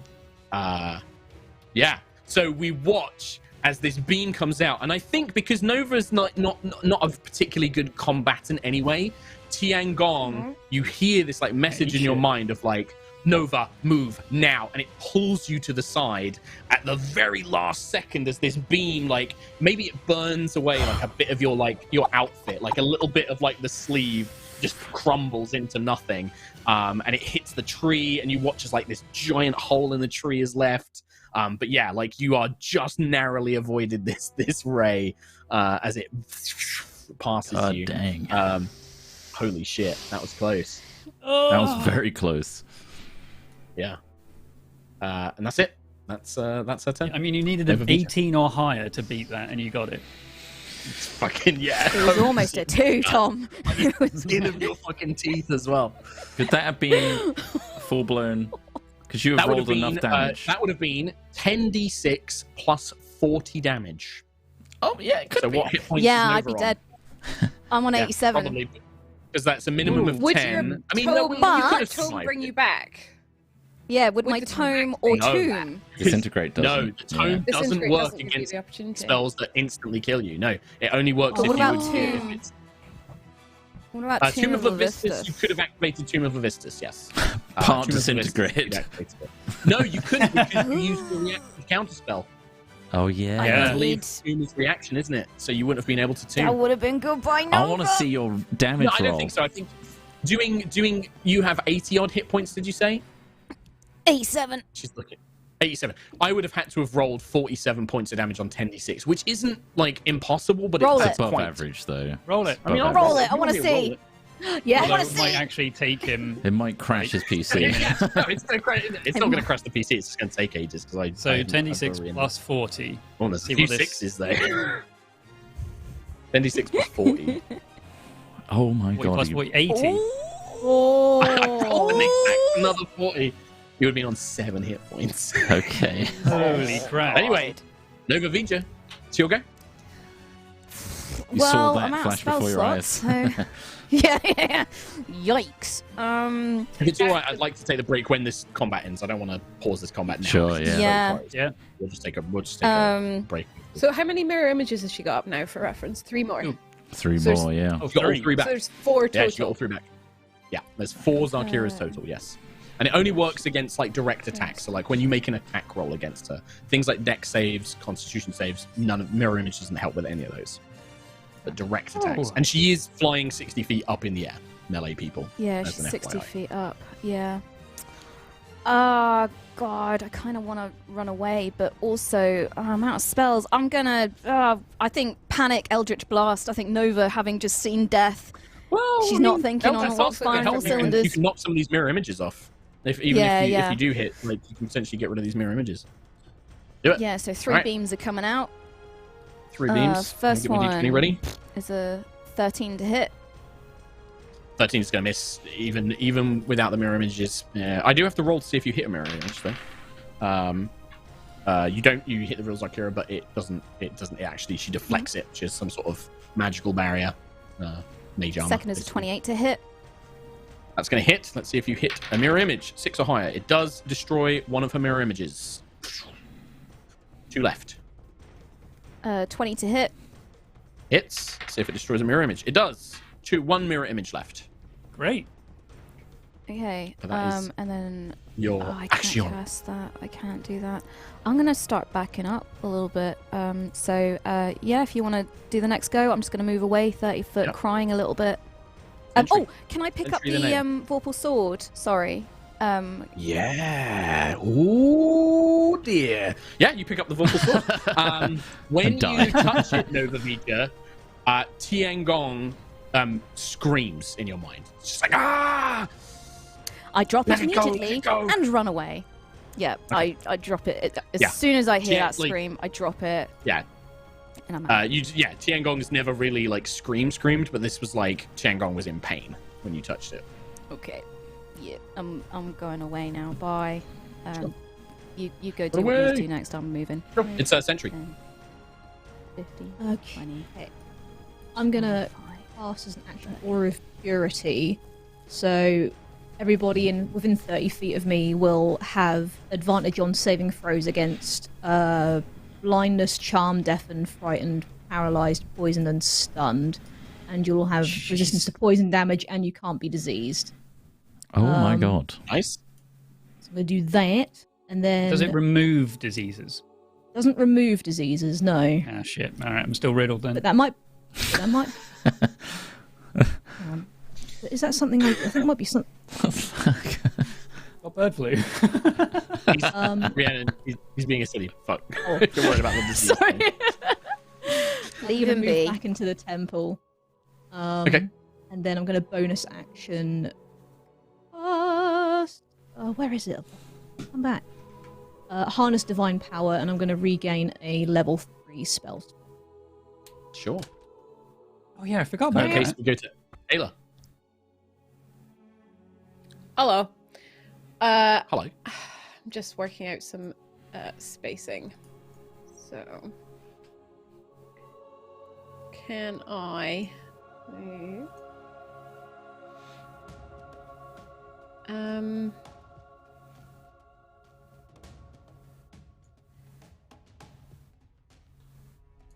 Can I use a charge and throw my hammer at Zarkira? You absolutely can.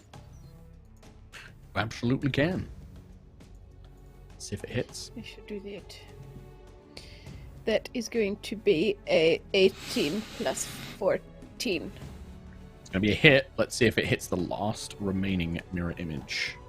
11 or higher. Hits the mirror image, unfortunately. So she just dodges the side as the hammer destroys it and then flies back to your hand.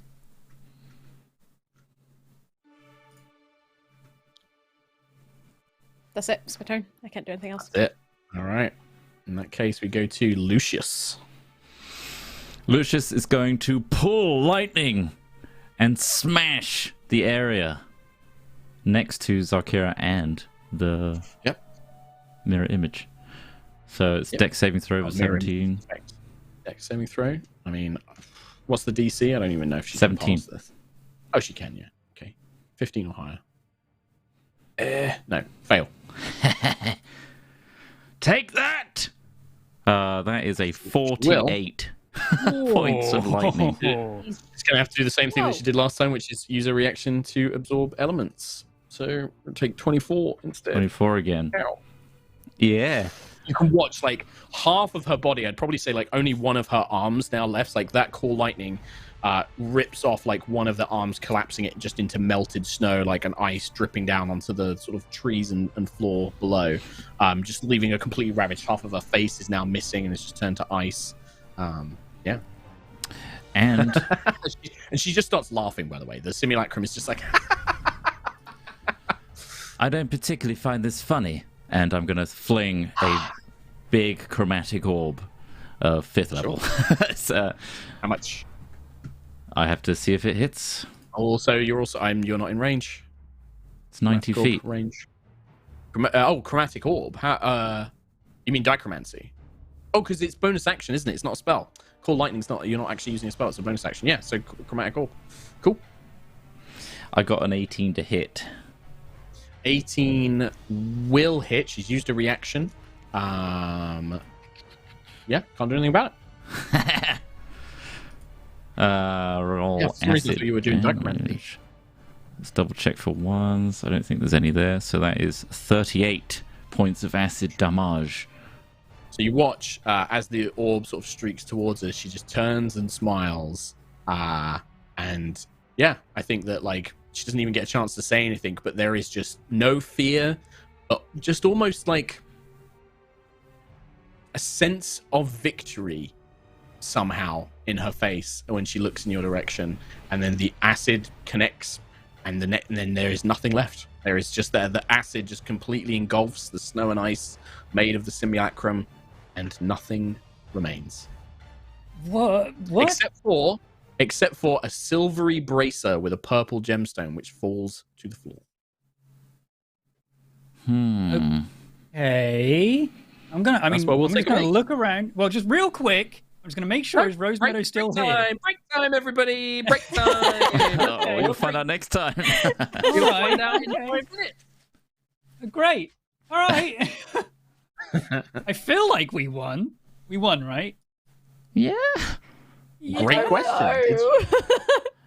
Against Arc Hero, I never combat feel like always we win. black and white? Defeat them.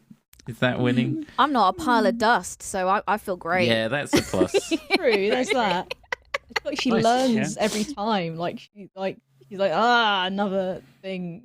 I mean, learn about yeah. I mean, I think that's not a crazy thing to think that every time she fights you guys, like she's learning what you guys can do and how you fight. Yeah. I mean, certainly there were things used in that fight where, yeah, there was definitely like defenses against certain moves and certain attacks and certain things like that. And this was just She's an not already tasked. damaged simulacrum. She's Taskmaster. But we've learnt now as well. Nova's never going to cast Maddening Darkness around a Zarkira Simulacrum ever again. Yeah. Spellward's scary.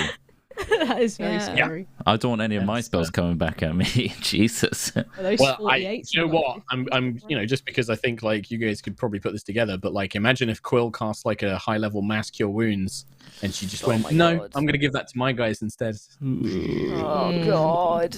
Or a In that heal, case- massively cast heal, and she went, mine. I'm going to heal her instead. And then she retargets Okay. it onto us. Yeah, that's how it Spellward, works. Gotcha. please. Could you spell? Thank you. Yeah, Bring please. it back. No, why are you keeping it? But yeah, all right, I'm gonna take a break. I'm gonna sort my chrome out. Yeah. and then we'll be back. Sure. Amazing. Well, in that case, I'm going to read some. Starting with, let's see where I need to go from because I am dumb. Yeah, here we are. We had a donation just after the last stream from Doxophobic Doll for a $200, and they say, "Hi Tom, thank you for how genuine you are when reading donos." I wouldn't say I am. I'm quite monotonous. Despite how repetitive messages can be, you're always enthusiastic and kind, and that makes you awesome. Plus, you're hilarious and cute, and I would totally give you my number if I could. Bye. Well, there you go. Thanks, Doxophobic Doll, aka my alt, for a hundo donation. Thank you very much. Viking Fungus, hi rollers. Been busy doing Panto over December. Finally caught up on the latest Aerois episode, and oh my Siaska, could you stop with the cardiac arrests? Seriously, what a start to 2022 with a near PC death and a dramatic big bad evil guy appearance. All the best, guys. Thank you very much. Yeah, it was close. It was close. Scuba Dude with a $200. This is actually a double donation, so $200 twice, half hundo. Tom, last week you asked what Pokemon you were. Keelek is Decidueye. Ayla, Decidueye, is that the Archer Owl one? I think it is. Ayla is Garchomp. Yep.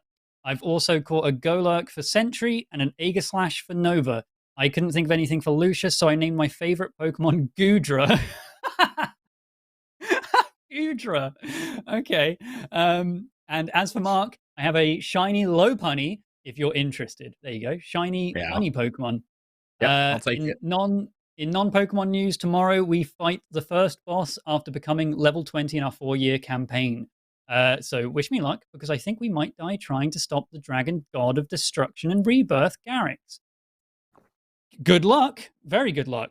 4-year campaign. That's awesome that you're coming to the end of that one as well. That's going to be pretty cool, but also Goodra.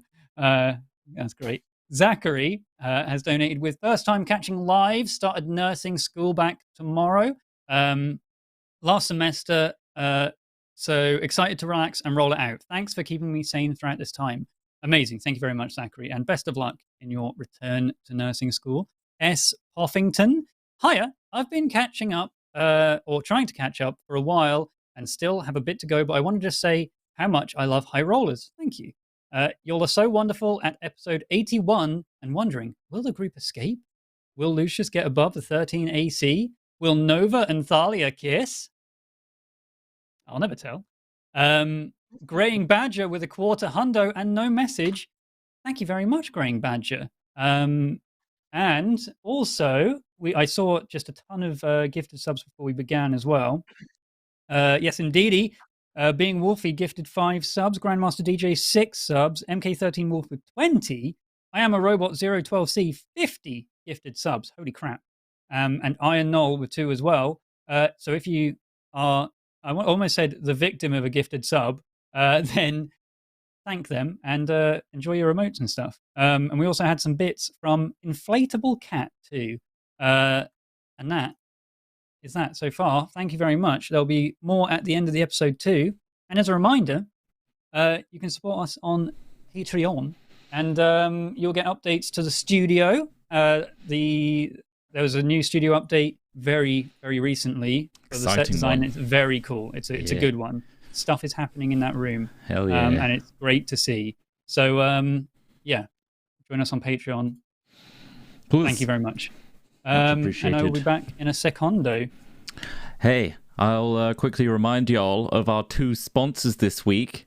The links will be in chat and the description. If you would like to check out NordVPN, we have a sweet deal. If you get the 2-year plan, you get a month free with a huge discount. So I highly recommend you get that to protect yourself on the internet and also access the whole internet without restriction. Highly recommend that. And also D&D Beyond. We're running our show entirely on the back of D&D Beyond. They've been carrying us throughout all of Aerois. And honestly, there's too much math for us to do it that quickly. So thank you, D&D Beyond, for rolling the dice. And also making it very easy to keep our characters maintained. And yours can be too. Especially if you get the subscription. And then you get fuzzy dice. Who doesn't want fuzzy dice? I know Ree's got them turned on. Straight away. Straight in there. I like my dragon dice. I got dragon cauldron dice. I did see them, yeah. Very cool. And here he is. Hello. What are we saying? You don't want to know. Talking about you, innit? Beat you up. Have you talked about our amazing sponsors, NordVPN and D&D Beyond, though, and mentioned that people can click the link in chat to go and check them out? I did do that, yes, just as you arrived. Yeah. Nice, excellent, good work. Nice. Okay. I've sorted out all my stuff. I've got my hardware acceleration back on. Nice. Hardware acceleration? Tell me more about that. Hardware acceleration. If you're using D&D Beyond, make sure, and you're on Chrome, make sure hardware acceleration is on. It helps a lot. It should be by default. It should be by default. Sometimes you turn it off to fix things, and you forget to turn it back on again. Don't do that. There you go, little thing for you. Angus is a tiny baby. It's basically Big Cat. You kind of Purring quite a lot. So cute. No. Oh. Little bit. Got like I a hear little the tiny engine. A little tiny engine. Yeah, just get Tommy back and then we will jump back in. Yes. That took a nice twist. You know, couldn't let it be a complete cakewalk, but did very well. It was ropey. Certain parts. Yes. You guys were fine. We never Scary. expected to be a cakewalk when Zakira's involved. We're like, there's always going to be something. Well, you know. Hey, 2 Something a simulacrums little bit down. fizzy. 2 simulacrums down. That's true. But she can just make more, right? No, you can't. So once you cast simulacrum, the person that cast it can't cast it again. But the simulacrum can cast it again. Yeah, ever. Yeah. So you create a simulacrum, and then that simulacrum creates a simulacrum, and then that simulacrum can create a simulacrum. Normally you diminish spell slots, but my current ruling is that if you use a spell scroll, it basically achieves the same thing. But yeah, so Why would you have a ruling for that, Mark? that's a great question. It's a great question. Yeah, what up? Sometimes Angus! NPCs can do things. Angus. Right, nice. Hell yeah. Tommy's back. We'll get back onto it. Baby. Indeed. Yes. Cool. All right. You guys, with the spirits now fully destroyed and Zakira's simulacrum vanished, you stand on the precipice of the great temple to Hesper that has been conjured here in Lunaria, in the Feywild, in this old wood. And there is a gentle peace, a peace and quiet that kind of spreads over these woods. Is anyone else really concerned I mean, I feel like we won. She was laughing a lot, you know? Is there some other plan? Is everyone here? Is everyone accounted for? Who's here? Who's not here? 1, 2, 3, 4, 5. I think we're all here. I think Rose Meadow? Hello? Yeah, I'm fine. Rose Meadow's here. Okay, okay, so great. I mean, Nova, I saw you pick up the sword and, I mean, throw it to the ground. Tiangong! Tiangong was screaming. Are you okay? What happened? What happened? My apologies. Whoa. My apologies, Nova Vita. The presence of the undead Eterna was very unwelcoming, unpleasant. I cannot quite begin to describe the sensation, but if I could feel pain, I could only imagine it would be something similar. It was so deathly what you're cold. saying is... So it was such an antithesis to all that Eterna are. So what can we do? Are they still sentient? Are they still functioning? I could sense no such presence within them. In the same way that if you were to encounter a wraith or undead creature, a ghoul, a zombie, it is of a similar nature. It is a shell of what it once was. So, what you're saying is I should never pick it up, ever. Ever. I would be afraid that because of our symbiotic bond, it would be difficult for me to overcome this sensation. It is possible that one of your companions could perhaps wield these weapons, but I would fear that these things have, for lack of a better word, they have been made dangerous. These things are not Eterna anymore. They are close to a being of Hadar's make than they are what they once were. All life, all energy taken from them to the point that they now can consume the energy of others. That they can divide space and time itself to sever the connections of the living. Oh, we should definitely not leave them here. Know where these things would be safe, regardless of if we use them. Probably. I concur with Ayla's justification. It would be dangerous to leave these in the where any enemy could acquire them. And I don't know if anyone... Well, I don't know if any of you would be happy to use them. As Tiangong said, these are dangerous. This is...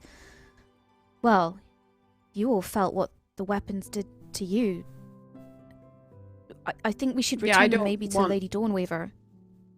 Zarkira to have this, ever. So let's just... It is likely a being... Take them away. It is likely that a being as powerful as Dawnweaver is, she may be able to destroy them permanently. Where we lack such capabilities, it's likely that a being that is capable of such powerful magics would be able to destroy them. I'd concur with that.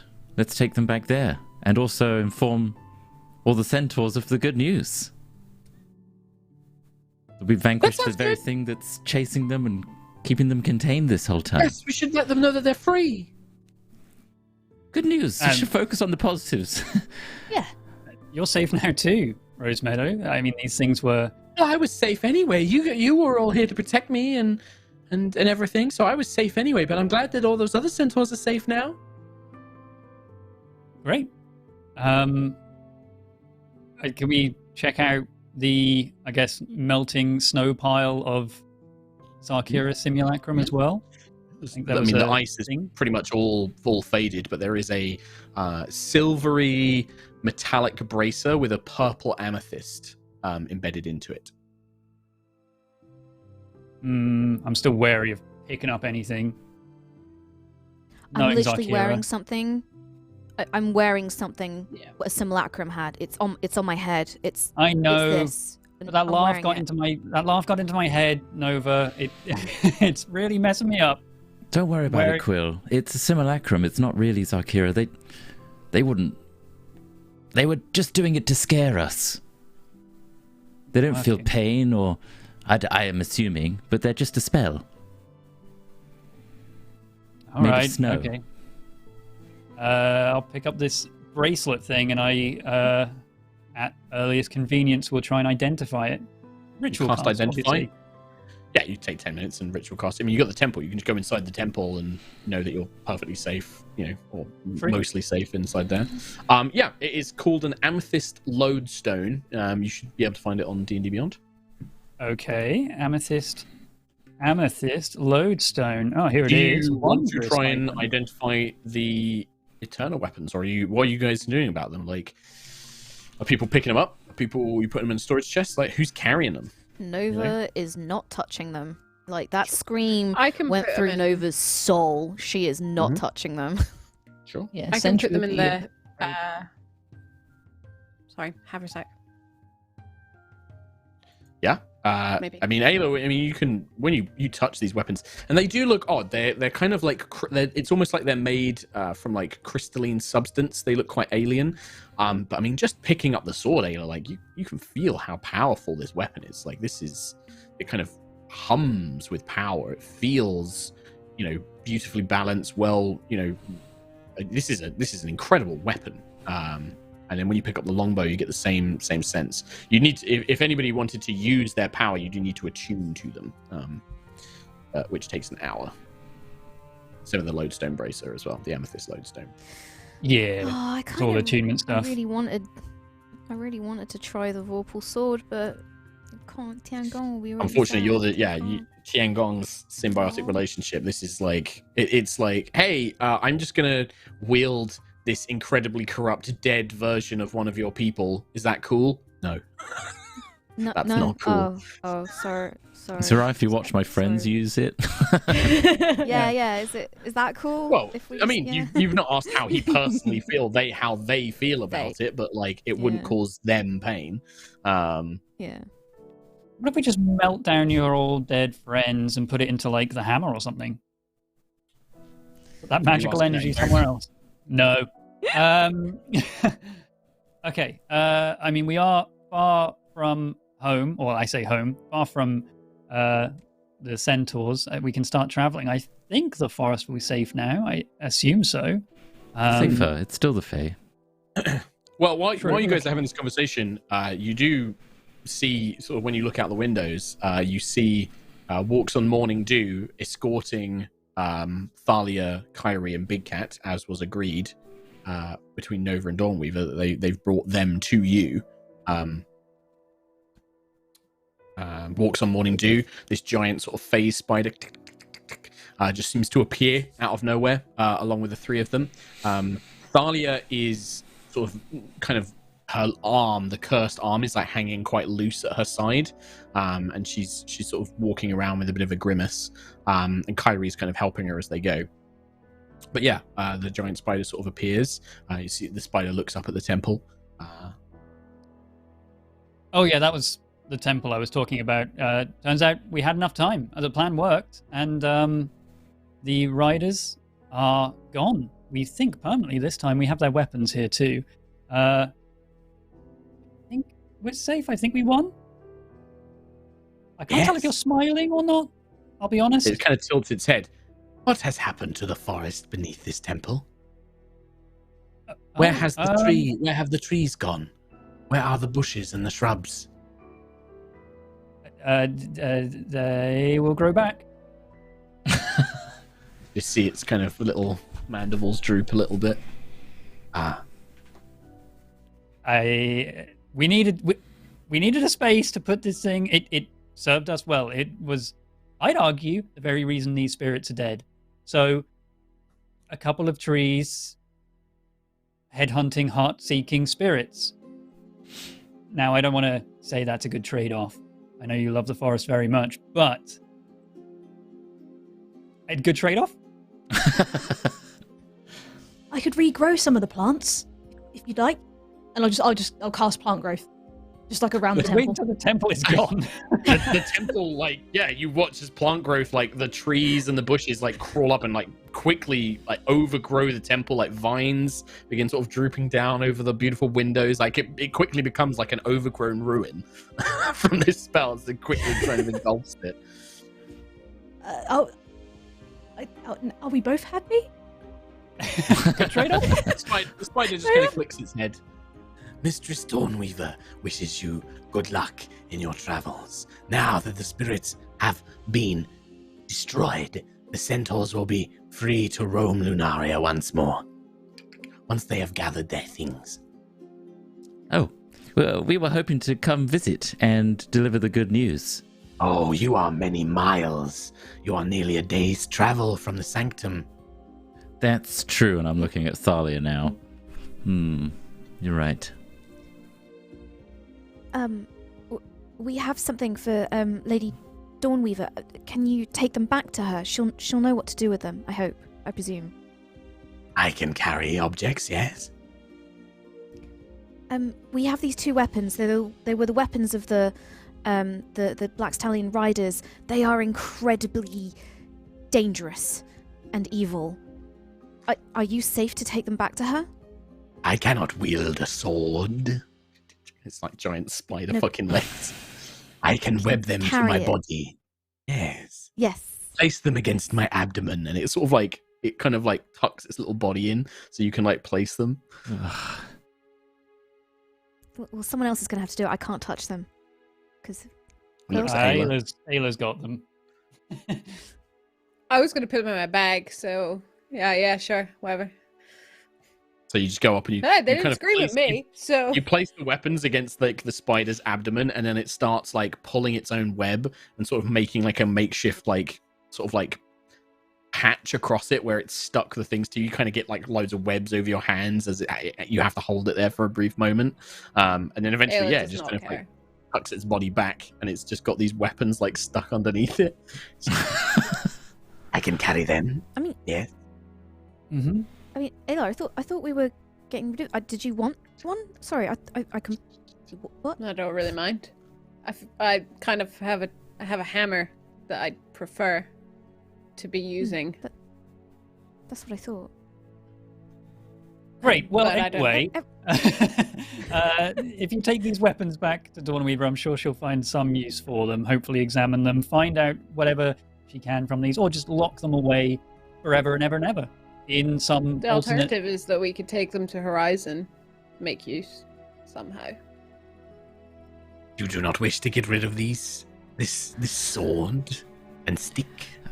I think, considering the dangerous element of them and the potential looming threat of invasion, maybe it's safer in an isolated area with someone that understands that there are multiple universes out there. Yeah. That'd be Lock them fine. away in Aerois 2. Is there a second Aerois? I can't remember. No, probably not. Although if there is, maybe there's a Quill 2. Huh? Anyway, we should probably be making our way because of time, everyone time. So Yes. Time. time. Very well. And the spider just turns and it begins. Thank you for going through the woods. your hospitality, and send our wishes to the centaurs. Thank you. The spider just turns. Spider's and gone. nods its head. Oh, good. It scuttles off into Bye. the woods. Rosemeadow kind of like waves goodbye, and you see her kind of like watching it go. And she's like, I think, I'm gonna come back. I'm gonna come back one day and meet all the centaurs, but right now I just want to help. I think it's best if I help all of you. I think I should help you do what needs to be done for Thalia. That's why you came here. We're gonna do that. Thank you so much for like saving them. I feel so conflicted because I don't really know them, but yet you did all this for them. But I'm still glad because now I know where I'm from, and I know that my mother was a unicorn or something. That's really exciting, but I still don't really know what's going on. She just looks a bit sort of like confused. Well, look, with this book, The Wayfinder's Guide, we can always come back here whenever we need to. Or back to Aerois, wherever you want to go, and I can take you wherever you need to be. You want to see more centaurs? I feel like it would be strange to just not go back and stay here. That would be odd. But a fleeting visit to see the centaurs and see them thrive. Oh, yeah, no, that would sounds be lovely. Nice. It's a holiday. Yeah. Little holiday, little vacation. When this all blows over, the whole entire thing, and the looming I don't know what that curse. Yes. Well, don't worry about that. Anyway, how are we getting to? Well, I think I can make a way for us to get back to. Do you know where we first arrived with those big trees, and then we saw the centaur, the nice centaur camp next to the lake? I think I can get us. I think I can get us back there, because I can open up a door in a tree that goes to another tree near there. Wow. What's wrong with these trees? Why not just use the trees all around us? I can make one tree here. Oh, I see. Go to a tree there. Right, and where we need to go is actually all the way back there? Yeah, they went the wrong way. I don't know where else to go. It was the closest point. We deviated. We detoured to come here. Yes. Sorry. What? I'm Thalia. Thalia, I'm gonna go talk to Thalia. Hey, yeah, she's just like, is everything all right? Yeah, I definitely didn't almost die. How are you? Are you okay? She shakes her head. Do you need anything? Like, you don't say stuff like that. I figure that when you go to fight something, you're probably gonna die. You don't need to say, But I didn't. nearly actually died. Yeah, just don't tell me I didn't say that. I said I definitely didn't. I said I definitely didn't. Well, don't say stuff like that. Just, if I see you, I know you're alive. Don't give me things to worry about. Good. Don't worry about I'm okay. I'll worry about you. Pain, my arm's dead. I can't even move it anymore. Do you want me to? I can pin it up. So it's. I don't think it's gonna help. Honestly, I don't think it's gonna help. I think that it's not like it's broken or anything like that. It's just I can't use it. It's this curse, and you can see that the Briar thorn is like basically engulfed the entire arm now. Dawnweaver said that we don't have a lot of time. A couple of days at best. We're on best. our way now.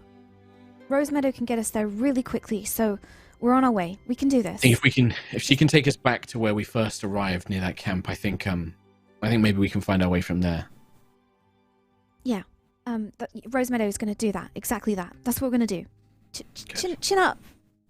Yeah, we're definitely. Well, this was. I know that this was probably dangerous, but I fear that the worst is to come. Mesmero is going to be a challenge. I still don't really know if there's a way to fix this.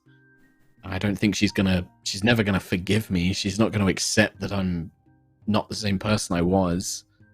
I know what it's like to be blinded by hate and rage and bitterness.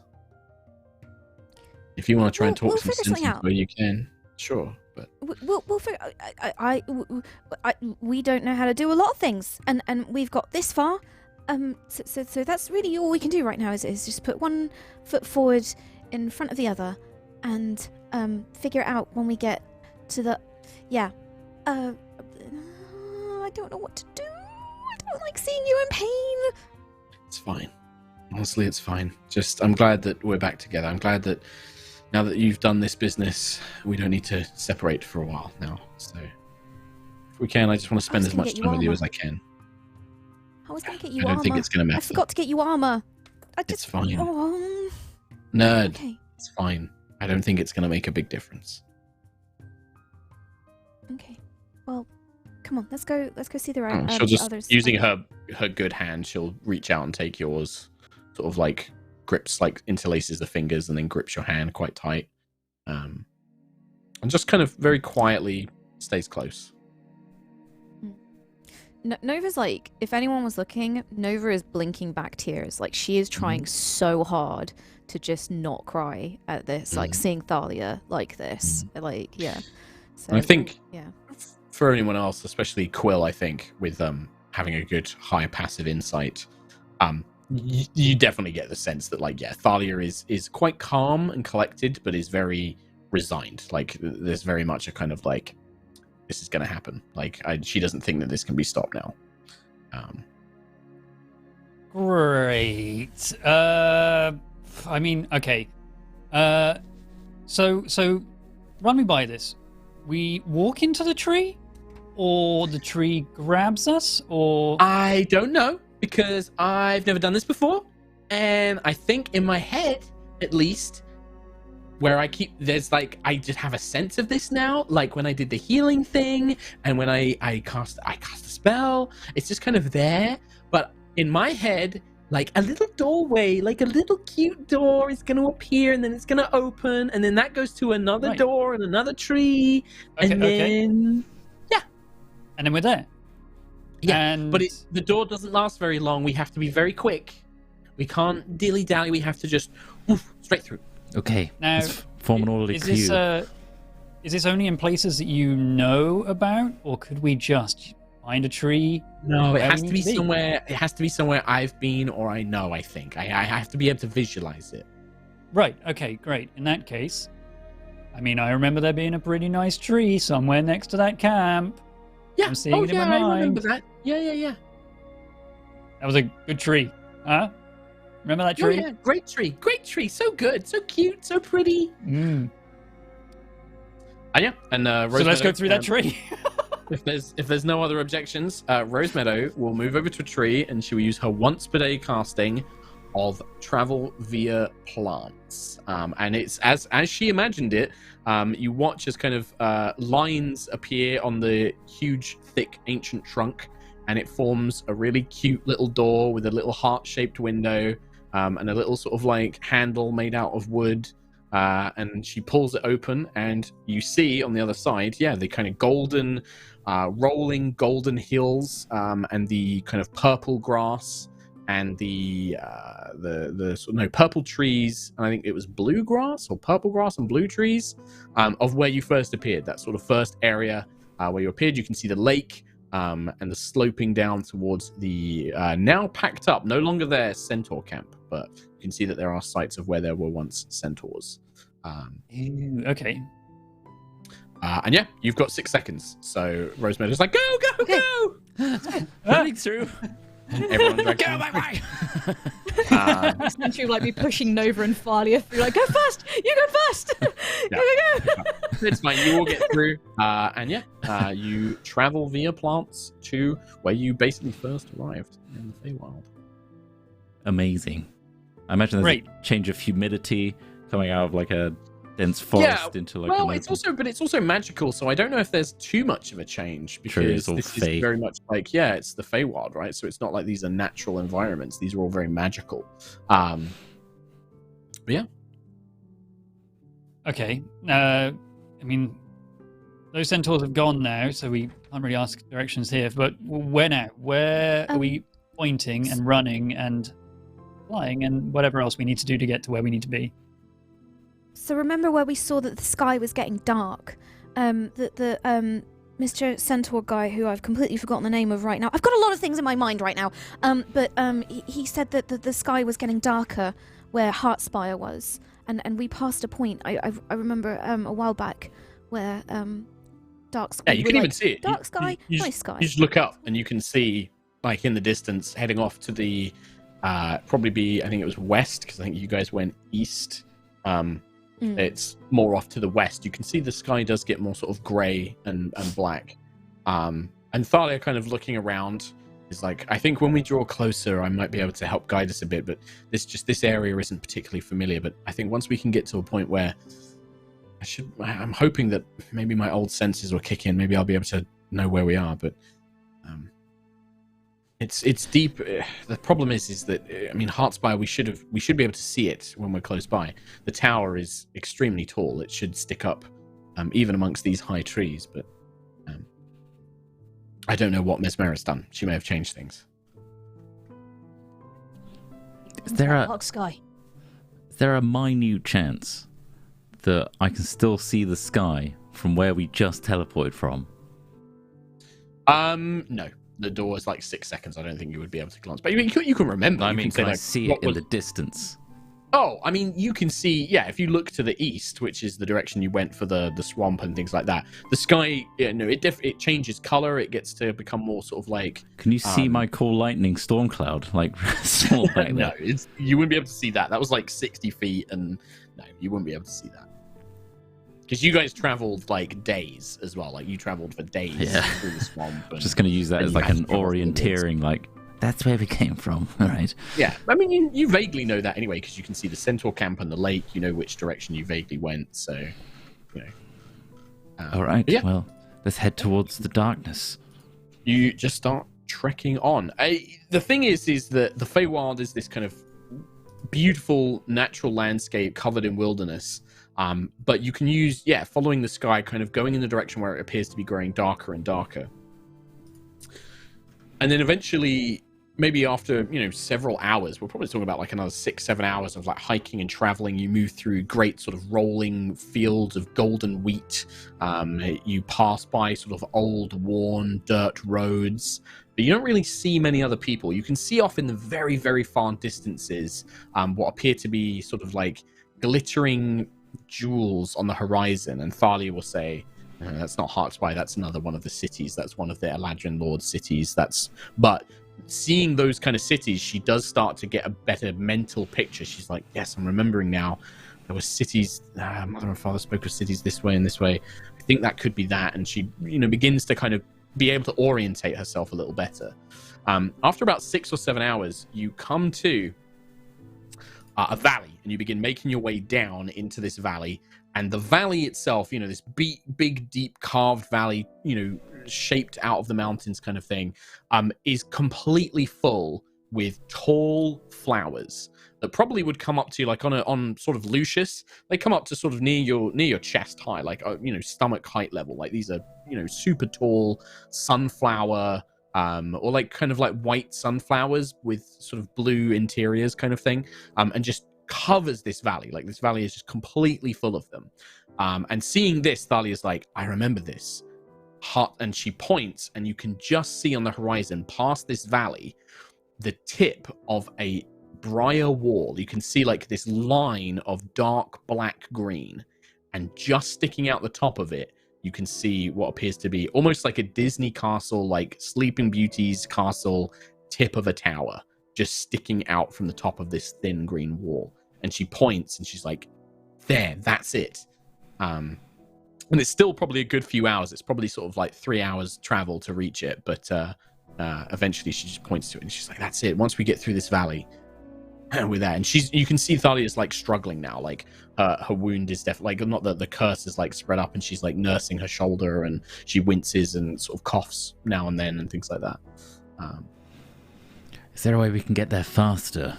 Say, some of us flying, Big Cat. Could you take Thalia and run? I mean, we can certainly try, but for such a long period of time, it's still going to exhaust quite a few of us, and I can't imagine that Sentry is going to be too light to carry for any of our flying companions and that sort of thing, but we can certainly try, yes. Well, it's up to you. I feel like I don't want to... The fear is that using things like your magic, I worry that once we enter Heartspire, I'm not sure if we're going to get a chance to really rest. If you want to do that, I would suggest we do that in this valley now, while we're somewhat safe and secluded. Once we get to Heartspire, I can't imagine that we're going to have a peaceful time. That's what I was going to say. Magic be tapped. Not for me, but for you guys. I'm honestly not terrible. Like, time-wise, and in terms of getting there quicker, I could carry on. Yeah, just more that if you wanted to use like spell slots to cast like fly on people and stuff like that. If you've got hit points and things like that. The energy to do that right now. I could cast Arcane Gate, get us 500 feet, and then if we take an 8-hour rest, I can... Just for traveling purposes, Kim, 500 feet is nothing. Like, it really doesn't help. Right, like, Arcane Gate's good for combat situations, but yeah, for travel, it really doesn't help. Yeah, I can't cast Fly, but if someone else can, great. I can. I am expended quite a lot, but I think a rest is probably the better idea. What if I cast teleport? Because... Okay, this is Kim asking Mark. Mm-hmm. If I cast teleport while we're looking at the Briar... Presumably I couldn't get us into Heartspire, but, like, you know, maybe to the Briar wall. Would that work? Obviously there's all the kind of, like, you know, familiarity and stuff destination you like choose must be known to you. It must be on the same plane of existence. Your familiarity with the destination determines whether you arrive there successfully. So I'm permanent looking at it, circle, right? no. Associated object, no. if Very I'm- familiar. Seen casually, viewed once. I would say it counts as viewed once. Okay. Like, you can see it, but you don't know. Like, you can just see the top of the Yeah. wall. You have no idea what's, like, below it. You don't know the Below it. terrain, the topography. Just teleport into a tree. I mean, yes, that is possible. So, But that's- viewed yeah. once is basically close to a 50-50 chance of you arriving exactly where you want, and then it gets significantly worse. The odds of, like, being off target or, you know, whatever. Yeah. I don't think I can risk In fact, that. actually, viewed I think once, that's it's a 25% chance of being direct on Yeah. target, and then it's 25% chance of worsening, basically. Yeah, no, it's too... The odds are too slim, I think.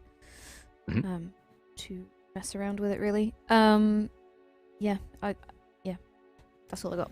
That's all I got. Okay. Teleport-wise. Okay, I port-wise. mean, yeah, we can long rest if needed, and then use things like fly, expeditious retreat, and stuff like that to move faster. Yeah. Do you want to rest, like, before you go down into this Valley of Flowers? Do you want to, like, travel for a bit further and then rest? Do you want to... Because you could rest just before you get to the wall. You could basically go down into this valley, get to the edge of the valley, then rest, and then you'll basically be arriving at the wall within, you know, within an hour. Or you could rest now Basically, and then yeah. try and fly over this valleyway if there's any Could concern. expend the remainder of what we have now. Yeah, and I'd say it's probably getting to, And like, then late rest night, fresher. you know, spending sort of like 8 hours traveling. Like, it is not nighttime, but it's definitely getting darker. Like, it's probably the sun is down and the stars are starting to come out and things like that. Yeah, sure. I can cast it at 4th level, so I can do one other person. Every other spell slot above that is gone. So Okay, you're in a much worse position than I am then in that case. Lucius burned a lot. Well, Lucius was Yeah. doing tons of damage. That's what Lucius did, like, Yeah. so much of the damage Yeah. to the Rhiners and Sarkira. I think it was Lucius and Sentry, basically, which is why they're both mostly tapped out, because I think it was those two Yeah. really sort of kicking My ass. level 2 3s and 4s are all gone. I mean, Ayla can already move stupid fast anyway, just as a base Well, level. Yeah, I mean, like, Feet around. Kyrie and Quill can also fly. Like, Kyrie probably would say something like, I can help scout if that helps. Like, she's happy to, like, fly ahead, and Ayla can move faster, so she can sort of move ahead. She's also... Ayla's used to traversing through wilderness as well, which makes her a bit more adept at it. If you want to send, like, a scouting party ahead, or... Yeah, and Big Cat could take Alia, so the fly spell on yourself and one other slower person would get us through it pretty Sentry. quickly, I suppose. Central Nova, yeah. Well, Nova's quite light, so, like, you know, if you cast it on Sentry, Sentry can probably carry Nova, whereas Nova can't True. carry Sentry. Yeah, I could probably carry someone light Alright. as well. Yeah. Well,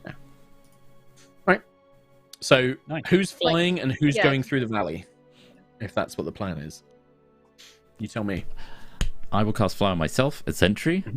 Okay. That's Yep, Quill and me and Kyrie Kyrie also will fly as well. Slower than the fly The spell, four but of we can still you- fly. Flying over the valley, whilst Ayla, Big Cat, Thalia, and Nova go through the Valley of Flowers. can someone carry Thalia? Yeah. Sentry, I Thalia think. will ride on Big Cat, or, like, I mean, Thalia can still walk, but she's probably going to get to, like, you can see that she's kind of Faster wincing on with Big pain Cat, and stuff right? like that. Yeah, she can kind of Yeah. like climb on Big Cat if she's starting to, you know, feel like she can't keep up, basically. you want me Rosemeadow to as well. carry- Rosemedow's got, like, crazy movement. Rosemedow's happy to carry Oh, Thalia Oh as yeah, well. good point. I forgot about Yeah. that. Do you want me Or to carry Nova. you, Nova, or do you want Nova to go with Thalia? I think Nova would want to go with Thalia. Like, wouldn't be If able you to- go on yeah, step away Rosemeadow, from her. you could be side by side with Big Cat and Thalia, roaming through those beautiful flowers. I'm happy to carry you. Well, yeah, if you're okay with that, Rosemeadow, I'll do that. Yeah. All right. So those of you who are flying, you guys kind of fly over the flowers, kind of a little bit ahead of everybody else, whilst the team on the ground is basically you're gonna spend like a couple of hours basically jogging like to your destination to try and get there a bit faster. You're gonna travel at a fast movement speed. The team on the ground, we'll call you ground team. As you're kind of like running ground force, as you're running through this like tall field of flowers, which is coming up to sort of like stomach chest height on a lot of characters and things like that. As you're kind of running through, you occasionally just have to stop and catch your breath or like take a moment. During one of these moments, you see something like rustling, like some of the trees and the flowers like rustle to the side, like something's moving amongst them. And you see this kind of like Rose Meadow is like, oh, look at that, and she points, and there's like in the flowers. And Big Cat starts like growling, and like his haunches go up, and he's like looking around. Hello? Who's that? Okay, you call out, and you hear. Oh my god! Yes!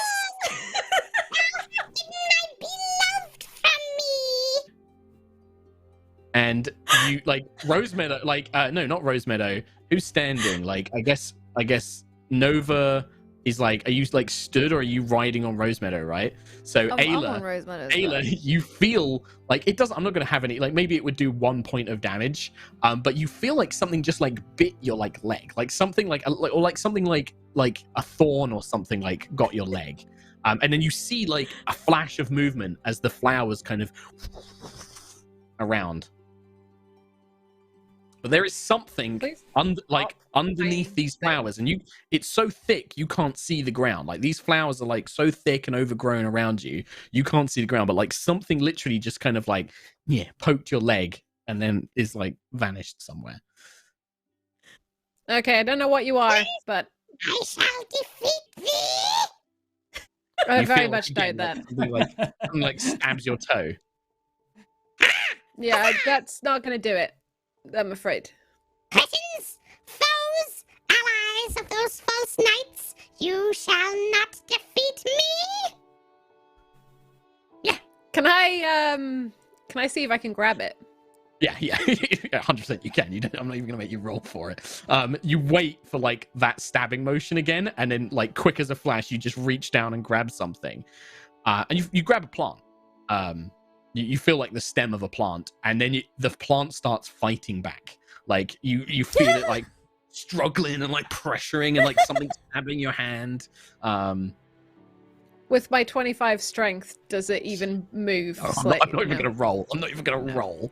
It's no way this guy possibly break through. I need to get his stats up actually. I'll hold it up. Sure. And I'll just say, look, we're new here. We don't know you. We're not villains. We're just walking through this field. So when you pull something up, oh God, I got to try and find him now. He's in, what chapter is he in? He's looking for Hadar. Yeah, there he is. That's what I'm looking for. 100%. Oh, there we go. He Wizard of Oz does. Oh Here God! What you pull up in your hand, Ayla, is probably a little bit smaller than a halfling. Maybe like 2 foot tall. So hidden beneath these like thick growing flowers is a dandelion. But this dandelion, its leaves are like little hands, and it's it has leaves for like little legs. And it's holding a tiny little rapier, and it has this big, bright yellow head. It doesn't have a face, but it looks up at you as if it does.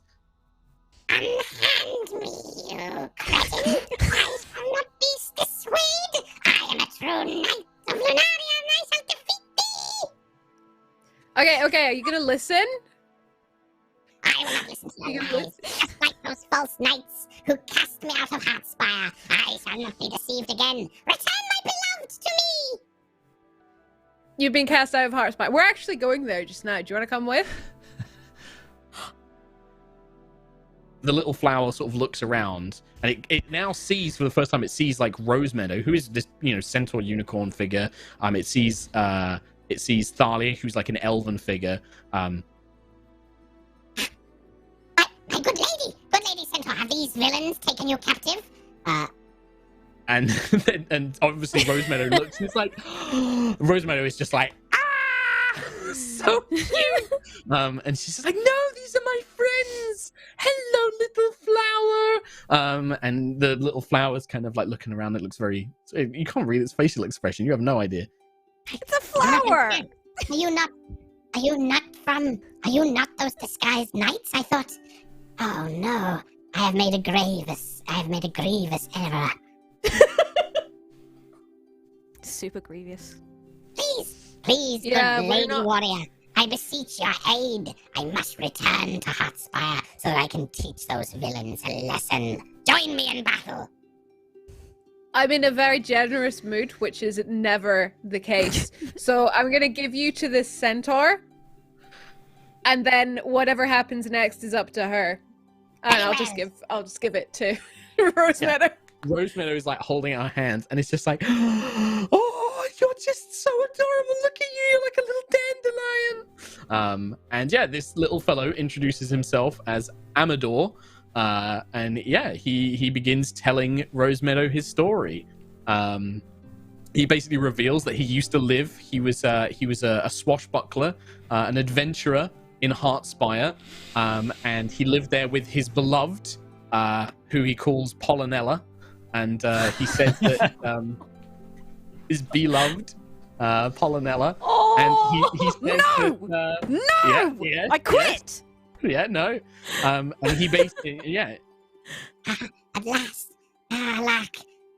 We were cast out. My beloved was taken from me. She is held as a prisoner. And when I tried to fight the villains, they laughed and mocked Armador. And they took me to the Briar Wall and they tossed me over the side, knowing that I am too short to see above these accursed giant flowers. And now I'm lost. I cannot find my way back to try and make my way to get my revenge. But I must rescue my beloved. Lucius, Sentry, Kyrie, we should probably slow down. I think they're slowed down back there. Yeah, I might have heard. Dead. Sorry, I might got have heard caught up in the Rosemeadow moment. squeak as well. Let's go back and find out what's going on. Sure. Blue woman, you are not from this place. Are you not one of the Star Emperor's minions? This is why I was so confused by you and the warrior. You are both clearly warriors of the Star Emperor, are you not? No, I'm gonna stop you right now. Stop you right now. He's a prick. We're not with him, right? Let's just get that straight. Have you betrayed? Have you turned traitor and betrayed your Star Emperor? Is that what it is? No. We were never with him. Born none on his side. He killed my entire planet. He's not in my good books. Never has been. I see. Strange. This does much to confuse my leafy limbs. I'm estranged by your appearance and your nature, but if you are no allies of the Star Emperor, then you are friends to Armador. Thalia, Don't look I at think me. I hit my head. No, really you hard. didn't. That The the plant is dandelion is talking. speaking. Yes, it is. That It's is welcome to talking. Lunaria, sweetheart. That is a citizen of Heartspire, I can assure you. Why is it threat? It's threat. I'm brain. Ow. This is what? I do not threaten, Blue Woman. I promise you death if you cross me. No, I can't deal with this. I can't deal. Meanwhile, Quill and the others, the flyers, you arrive and see Rosemeadow holding. What's her going hands, on and down there? You guys okay? There is a dandelion with a little sword stood on Rosemedow's hands, and he's got one leaf like on his ship, and he's like holding the sword. He looks like a little like swashbuckling dandelion, basically, and he seems to be speaking with the group. I'm gonna need someone to draw this thing It's immediately. We are attacked from the sky! Birds! Vultures! Quill, is that what I think it is? It's a Did With a sword? It's a plant with a sword, Sentry. It's a plant with a sword. Oh my Siaska! Oh my goodness! Come and face me on the ground, cowards! Okay. Hi! Hey. Levies its blade. It points its sword at you, Quill. How many of them there are you in this field here? Because there's a lot of us and one of you. Amador. There is only one. Yeah, Quill, Amador. there's just one. He stands before you. Just one. You are courageous, aren't you? Yes. Wait, I'm Amador Quill. the Courageous. Stand back, everyone. Lay down your arms. An enlightened What? lord. My lord, have you come to aid Heartspire? No, I fucking haven't. Gracious, most noble and elegant lord. Clearly you are a member of the royal courts. You have been sent here to aid, I see. Of course, yes. And I know of your plight. And I'm eyeing up, like, Nova and Thalia. And we are here to assist.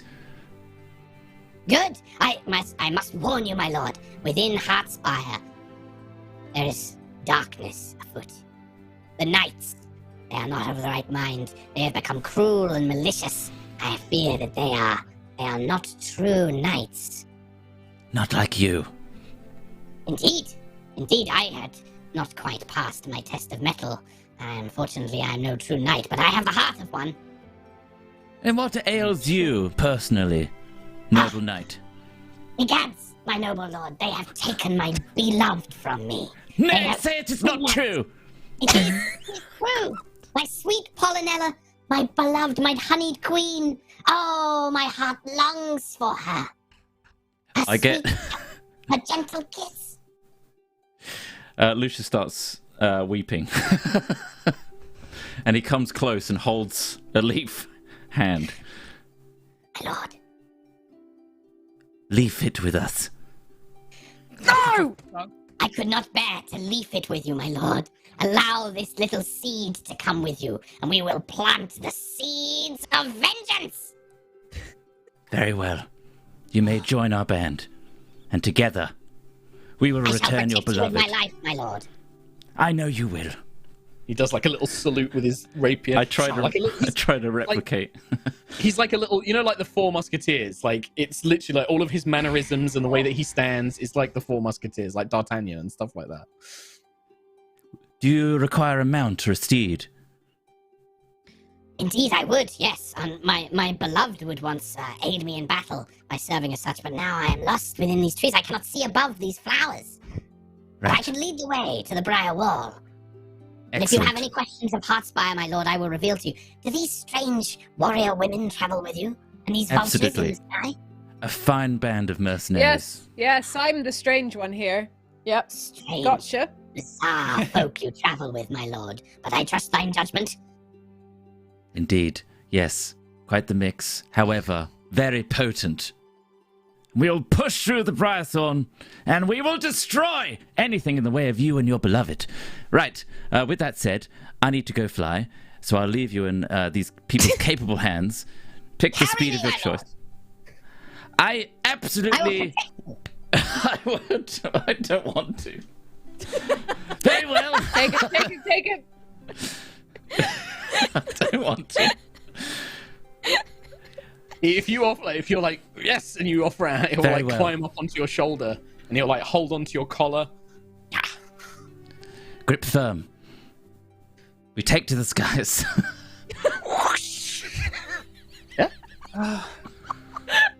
Sentry, Quill.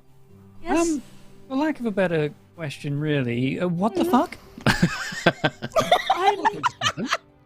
Quill, the mightiest warriors come in all shapes and sizes. Right.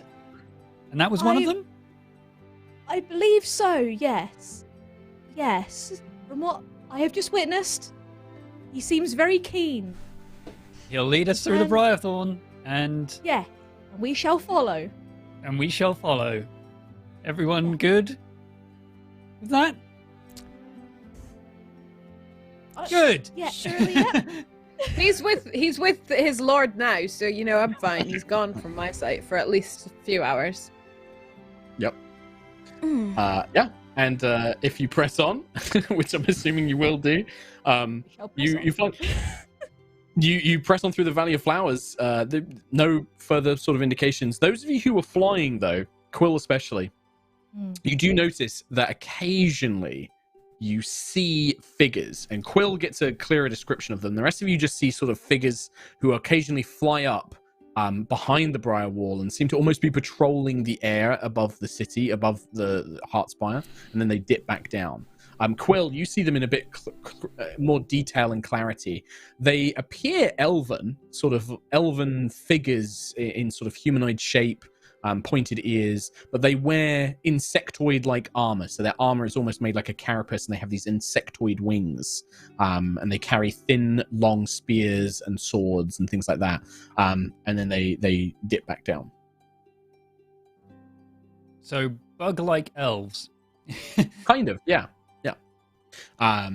But eventually you reach the end of the valley, and the Briar Wall is maybe a mile less than that away from you now.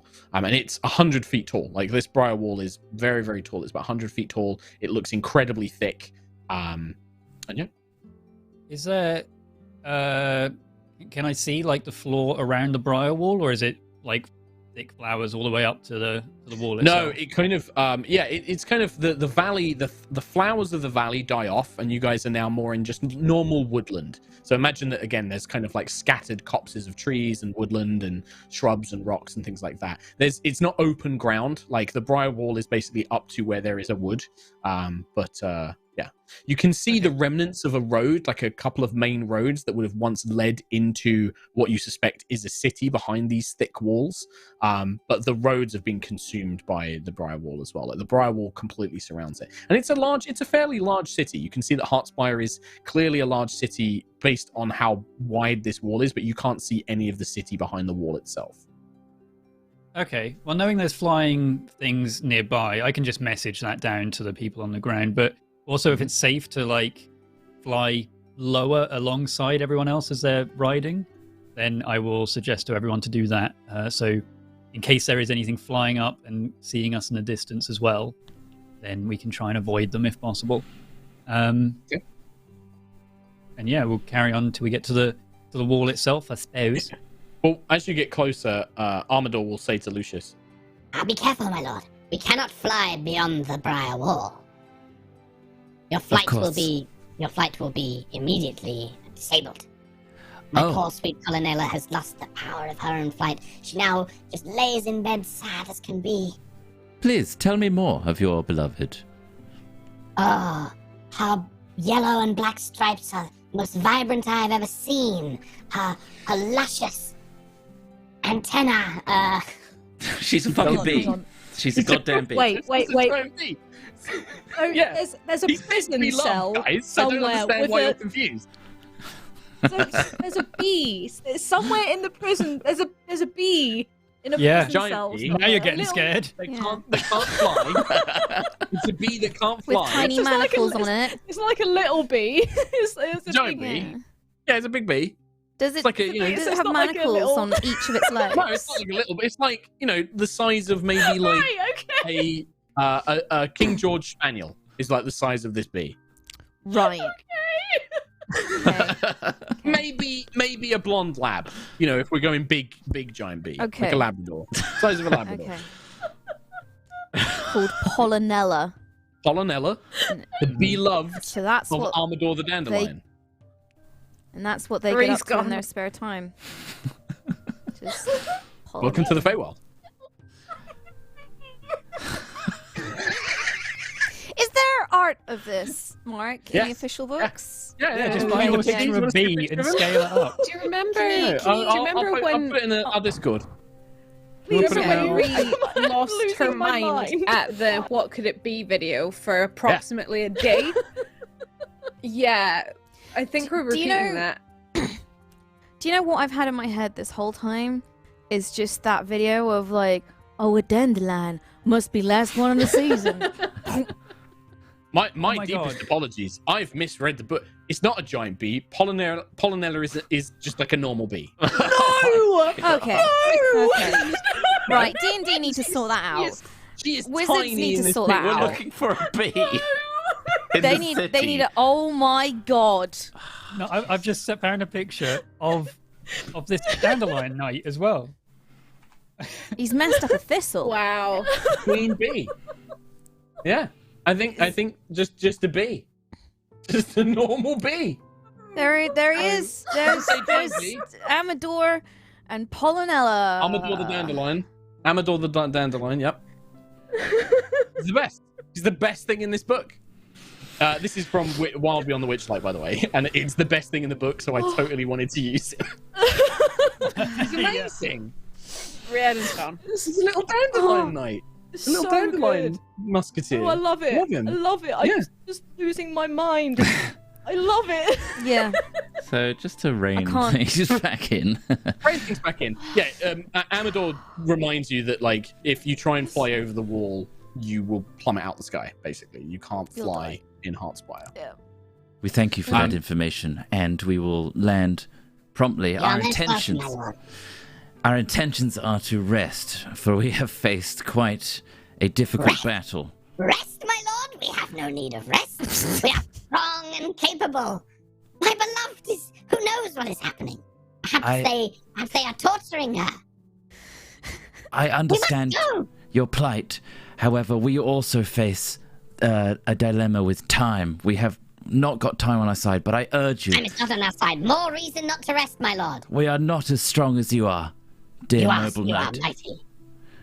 We're not as mighty as you are, and we require this rest. Otherwise, we will just face our end before you could even see your beloved. I plead with you. Ready, my lord. Please, I fall to my knees. If you require rest, if you are so weak as need rest, then so be it. Thank you. Thank you for your generosity. We must make camp somewhere. We'll meet with the others. You fly back down. Yeah. So be it. Great. So what have you learned, Lucius? I heard a lot of squeaking ahead We of us. can't fly near the wall. It will completely take out our flight. And potentially all magic. I'm not sure. It might be just a wall to flying. No one can go over the wall. So we must go through it on foot. Thalia, who's kind of, she's sweaty. You can see that Thalia's kind of like really sweating. She kind of coughs a few times. She's just like, I think now's a good time to remind you. Each realm that is ruled over by an archfey, the archfey has the power to impress rules upon their realm. And these rules can defy. They aren't just like normal magic. This is not like charming or issuing commands.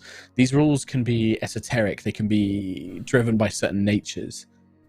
I have no idea what sort of rules Mesmera has put in place.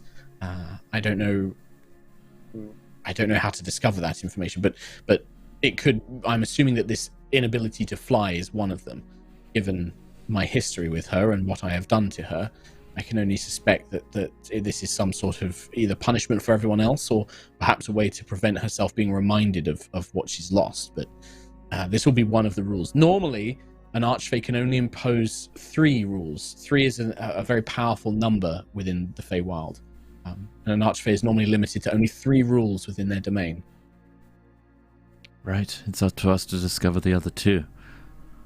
Use that to our advantage. Okay. I guess let's be careful with how we proceed, the spells we cast, just in case they backfire or, well, I guess anything could happen. Gravity could flip, anything. So, yeah, we should rest now, make sure we're at full strength when we do try and break through this Briar wall and figure out what rules we're up against. Now, we're going to need the strongest of us to stay and keep watch as we rest. And I know of only one that can take on such a noble cause. Say no more, my lord. Amador shall watch over you as you require your sleep. You consume for sustenance. Thank you. I am sustained by my love of Polynella. This shall keep me through the night. Great. Thanks. Very noble of Um, you. Egads, the statue woman speaks. Hello. How curious. You are like the guardians of the Tower of Heartspire, made of metal and stone and plants. I am a guardian. Are the guardians here too? Yes, there are protectors of the tower, yes. What are they like? Are they like? Do they look like me? Are they No, big? Are they small? Your Are they- strange humanoid form, bizarre. How odd. No, they are the great lion and the great elk. They have stood Lion and as the protectors, the guardians of the Tower of Heartspire for many centuries now. Okay. Hmm. Where do they patrol? Do they stay Do not by patrol, the they door? stand. Yes, they stand by the great gates. Okay, good to know. Awakened What when direction would that when be in? a threat. Oh, in the center, the tower, the great palace and tower is at the very heart of the city. A Heartspire, literally. Okay, so we'll have to avoid the main door, perhaps, or But there's only one gate. maybe that sneak leads to our the way palace. in. Oh, well, I mean, you are the prime sentry, I mean, of the Guardians of Aerois, sure, but maybe that extends to whatever these ones are. I mean, I could try maybe connect to them, maybe reason with them, perhaps. But then It that might could put you all work. in danger. Yes, it could alert them to our presence. But maybe it's worth the risk. Let's rest on it first. Fine, and-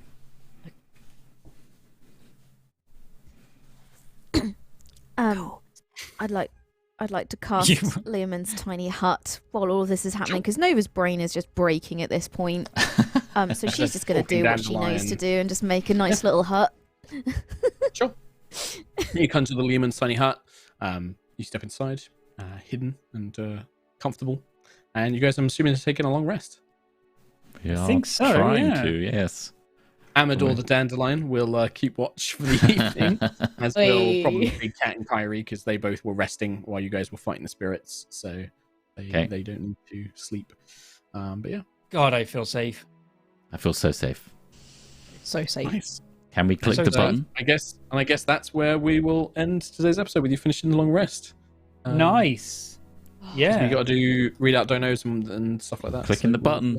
I clicked the love- button. I'm clicking the long rest button. Love it. Oh yeah. There's no threat of good. anything. Good, right good, now, good. so- No, Amador is outside.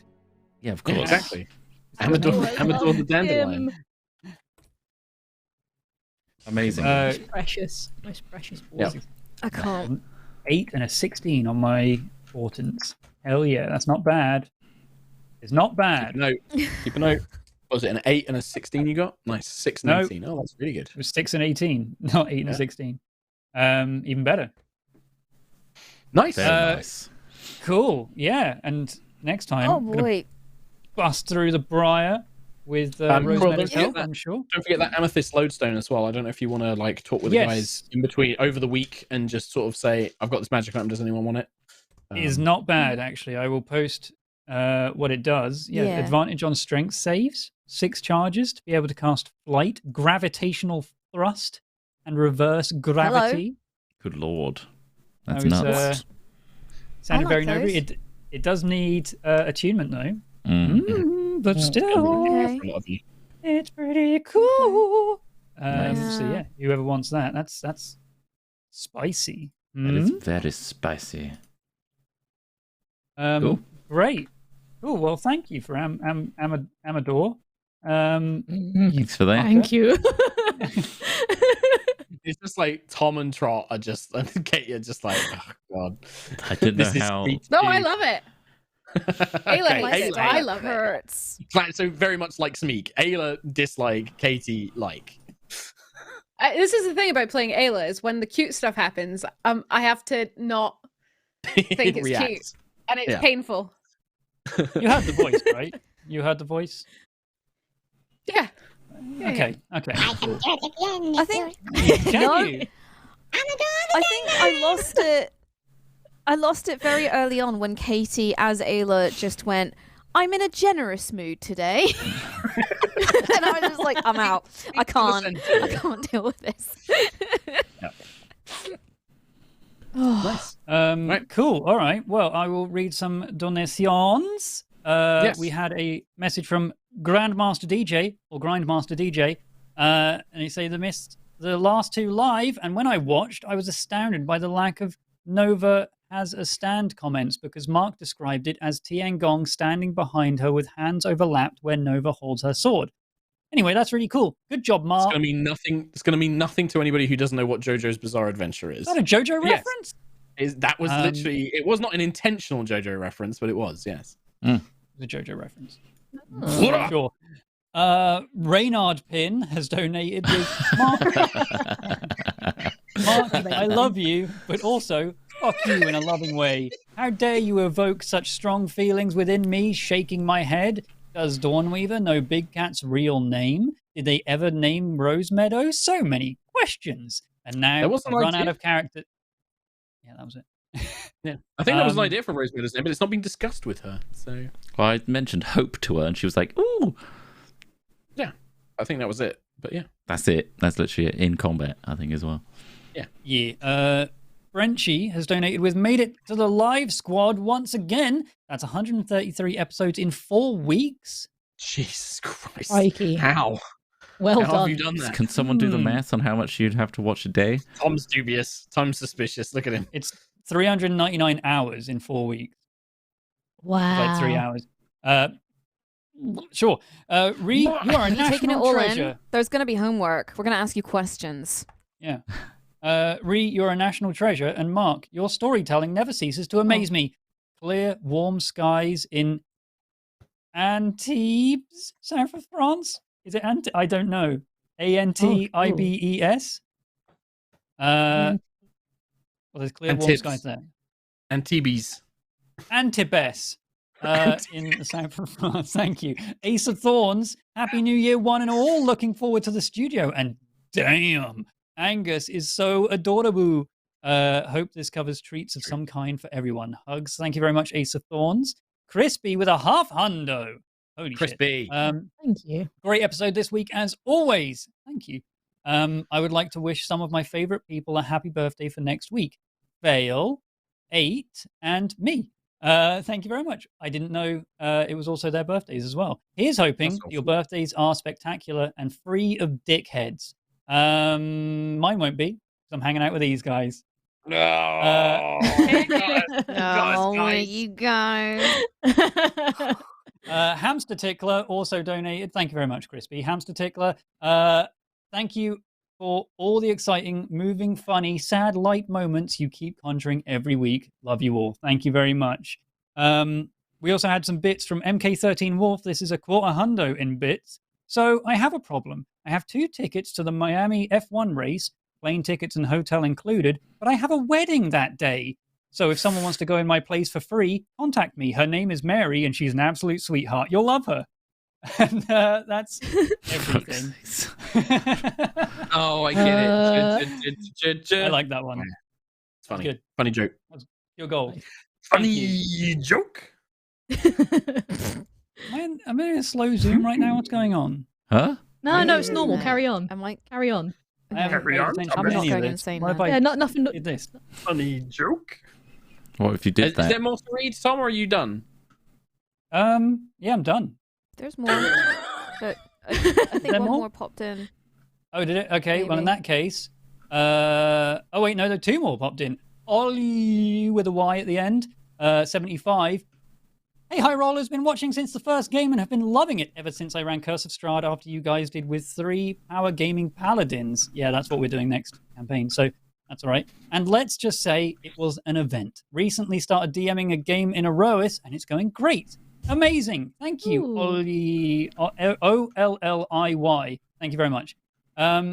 Reynard Pin Part 2 has donated with, I feel like I missed so many things, just like Tom does whenever Marx describes the scene. Thanks.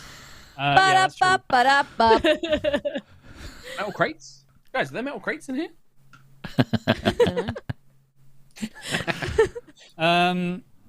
Yeah, I just stopped listening, to be honest. I know you do. It's fine. That's why I just try and cut your head off now.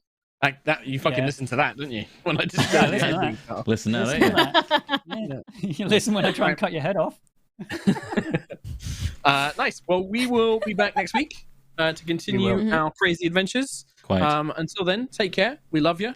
Look after yourselves. Check out NordVPN and D&D Beyond by using the links in chat or in the video description. Get all those sweet deals. Oh. And that's it. That's it from us. That's it. Good. Goodbye. Bye, everybody. Bye. Bye.